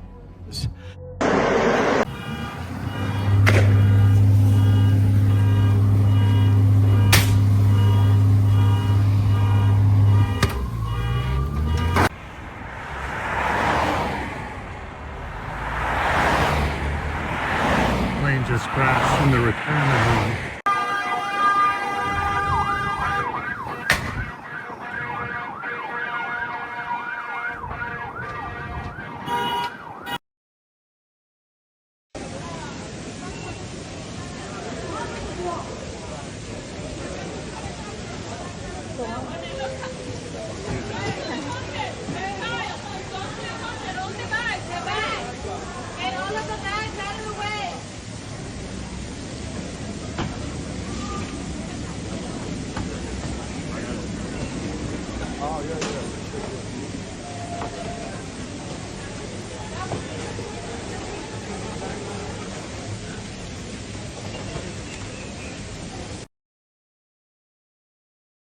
Do you know the real reason why all these planes are crashing all over the world? There has been literally 99 aviation accidents this year alone. They're literally conditioning people to scare them from traveling. It's exactly like the Truman Show. They literally scared him from traveling so he wouldn't realize what the world was. In the Truman Show, when he goes to the airport to book a ticket, they literally have like a poster saying, "Travelers beware, diseases, wild animals, and street gangs." Literally all fear-mongering so he wouldn't travel. That is exactly what they're doing right now. They're literally conditioning people to not want to get on airplanes and travel. Why are they doing this? It's so that you can get used to being stuck in your 15-minute cities. They say that air transport is the most safest form of transport. Why? This year alone has there been 99 incidents already with 14 fatal crashes.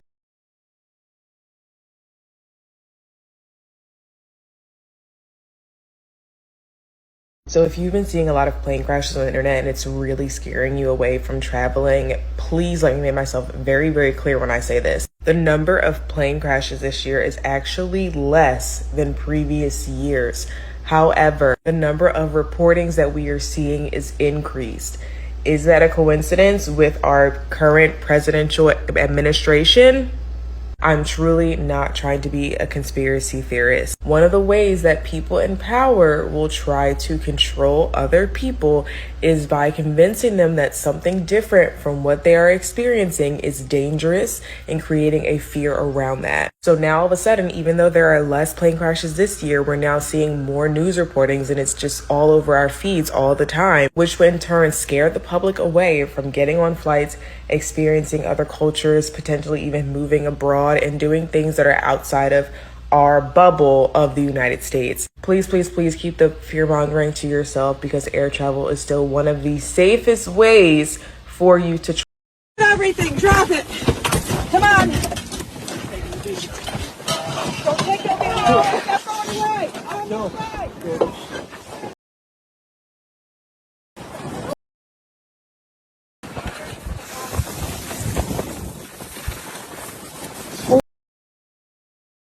Oh my.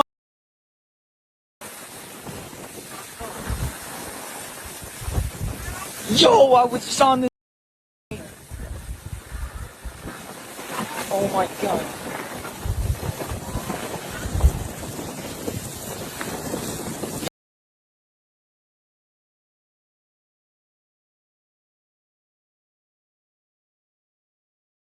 There's something strange going on in the sky as airlines and pilots are on high alert due to GPS spoofing, a new form of electronic warfare messing with navigation systems. Over 1,100 flights a day are now facing fake GPS signals that can confuse cockpit systems and put pilots on edge. Pilots report everything from clocks resetting to false pull-up commands, all while flying through some of the world's busiest air corridors. Although there haven't been any major incidents so far, the risks are rising. Airlines and regulators are scrambling to find fixes before something serious. There's also an obvious connection of this satanic ritual event to the grand satanic ritual that happens every year. That ritual is none other than the Super Bowl, which was once blasphemously referred to as the Holy of Holies by Madonna in 2012. First of all, it's the Super Bowl. I mean, the Super Bowl is kind of like the Holy of Holies in America, right? So, like, here I am. I'm going to come into the halfway between, like, the church experience, and I'm going to have to deliver a sermon. Not to mention Madonna, who represents the Mother Goddess and Queen of Heaven, Ishtar, Isis, or Astarte, went on to simulate giving birth to the Antichrist during her performance. This was the same Super Bowl where Ahmad Bradshaw, number 44 for the Giants, simulated the birth of the Antichrist in his 6-yard touchdown run against the Patriots. The Learjet 55 crashed in Philadelphia, which is the home of the Philadelphia Eagles. Not only that, but it was en route to Springfield Branson Airport in Missouri. Missouri is the state where Kansas City is located, the home of the Kansas City Chiefs. Thus, the connection to the satanic Super Bowl ritual between the Philadelphia Eagles and Kansas City Chiefs is obvious. In addition, the city of Springfield's nickname include Queen City of the Ozarks, again a reference to the Mother Goddess and Queen of Heaven.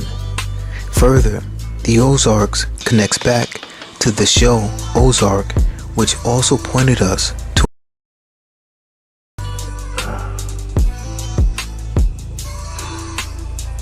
Can you tell me why you came here? Nope.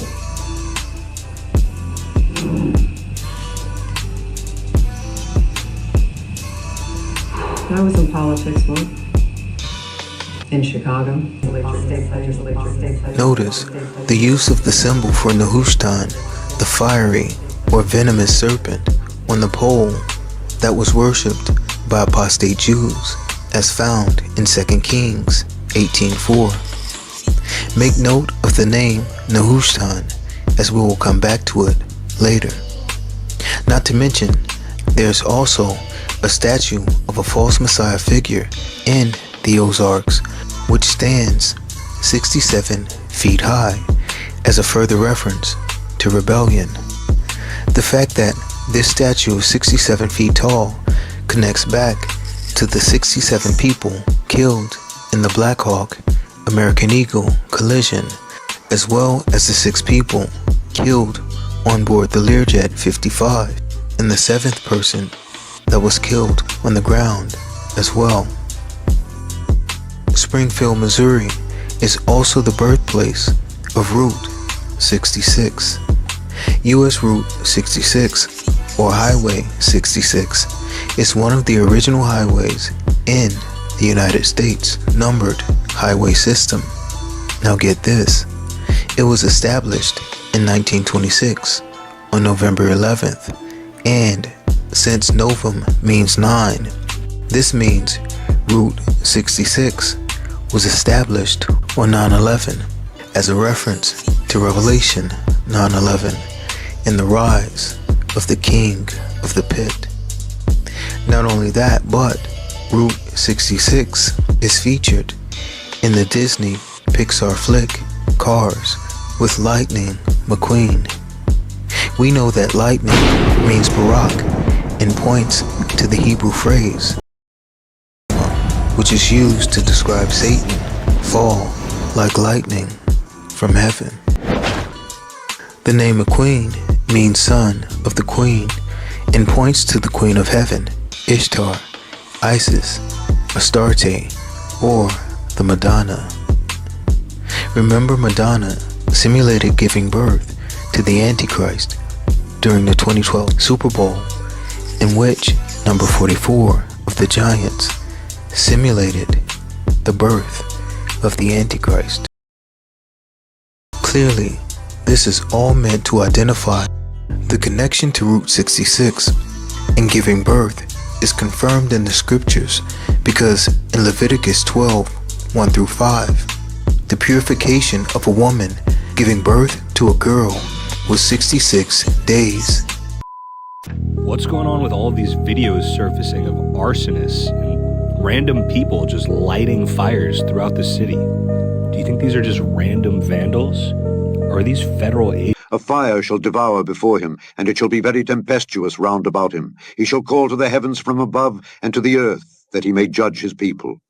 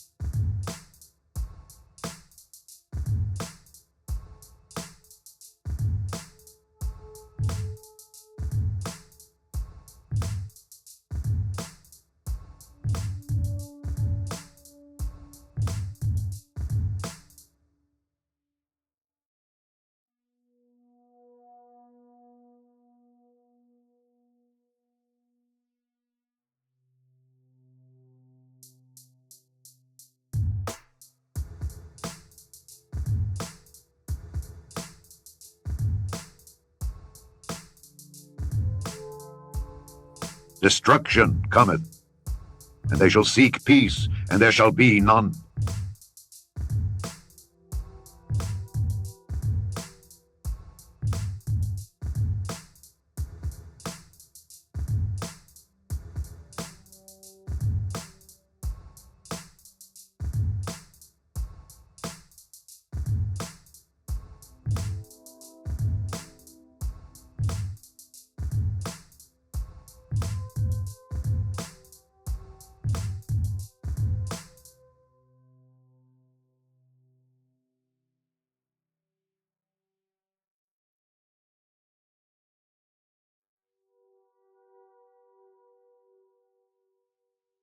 Mischief shall come upon mischief, and rumor shall be upon rumor.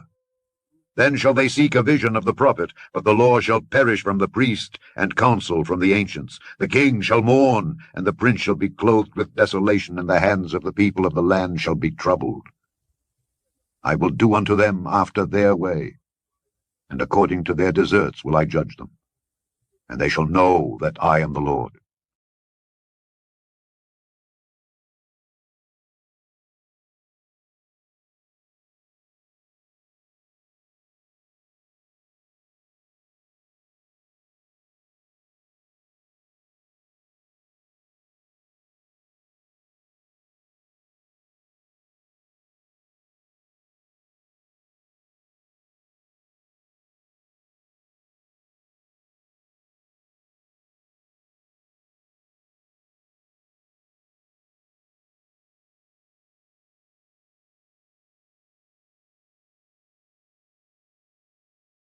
Also, thou son of man, thus saith the Lord God unto the land of Israel, An end, the end is come upon the four corners of the land. Now is the end come upon thee, and I will send mine anger upon thee, and will judge thee according to thy ways, and will recompense upon thee all thine abominations. And mine eye shall not spare thee, neither will I have pity. But I will recompense thy ways upon thee, and thine abomination shall be in the midst of thee, and ye shall know that I am the Lord. Thus saith the Lord God, An evil, and only evil, behold, is come. An end is come, the end is come, it watcheth for thee, behold, it is come. The morning is come unto thee, O thou that dwellest in the land. The time is come, the day of trouble is near, and not the sounding again of the mountains. Now will I shortly pour out my fury upon thee, and accomplish mine anger upon thee, and I will judge thee according to thy ways, and will recompense thee for all thine abominations. And mine eye shall not spare, neither will I have pity. I will recompense thee according to thy ways and thine abominations that are in the midst of thee, and ye shall know that I am the Lord that smiteth. Behold the day, behold it is come, the morning is gone forth, the rod hath blossomed, pride hath budded, violence is risen up into a rod of wickedness. None of them shall remain, nor of their multitude, nor of any of theirs. Neither shall there be wailing for them. The time is come, the day draweth near. Let not the buyer rejoice, nor the seller mourn, for wrath is upon all the multitude thereof. For the seller shall not return to that which is sold, although they were yet alive. For the vision is touching the whole multitude thereof, which shall not return. Neither shall any strengthen himself in the iniquity of his life. They have blown the trumpet, even to make all ready. But none goeth to the battle, for my wrath is upon all the multitude thereof. The sword is without, and the pestilence and the famine within. He that is in the field shall die with the sword, and he that is in the city, famine and pestilence shall devour him. But they that escape of them shall escape, and shall be on the mountains like doves of the valleys, all of them mourning, every one for his iniquity. All hands shall be feeble, and all knees shall be weak as water. They shall also gird themselves with sackcloth, and horror shall cover them, and shame shall be upon all faces, and baldness upon all their heads. They shall cast their silver in the streets, and their gold shall be removed. Their silver and their gold shall not be able to deliver them in the day of the wrath of the Lord. They shall not satisfy their souls, neither fill their bowels, because it is the stumbling block of their iniquity. As for the beauty of his ornament, he set it in majesty, but they made the images of their abominations and of their detestable things therein. Therefore have I set it far from them, and I will give it into the hands of the strangers for a prey, and to the wicked of the earth for a spoil, and they shall pollute it. My face will I turn also from them, and they shall pollute my secret place. For the robbers shall enter into it and defile it. Make a chain, for the land is full of bloody crimes, and the city is full of violence. Wherefore I will bring the worst of the heathen, and they shall possess their houses. I will also make the pomp of the strong to cease, and their holy places shall be defiled.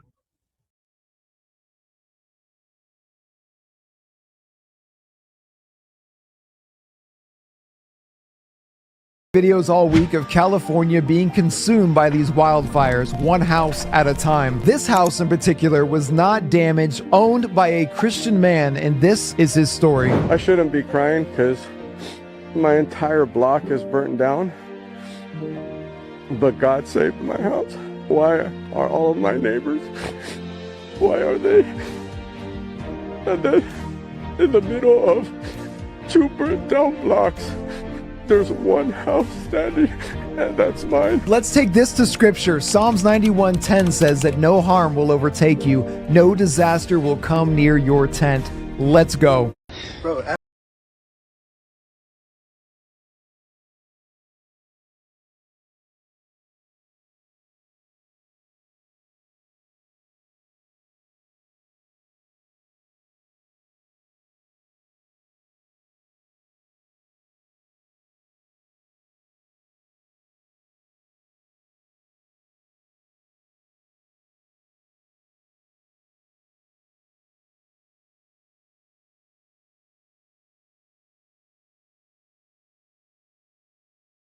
in the backyard fixing a truck, and then out of nowhere we just see a big light fall down and basically crash in the backyard.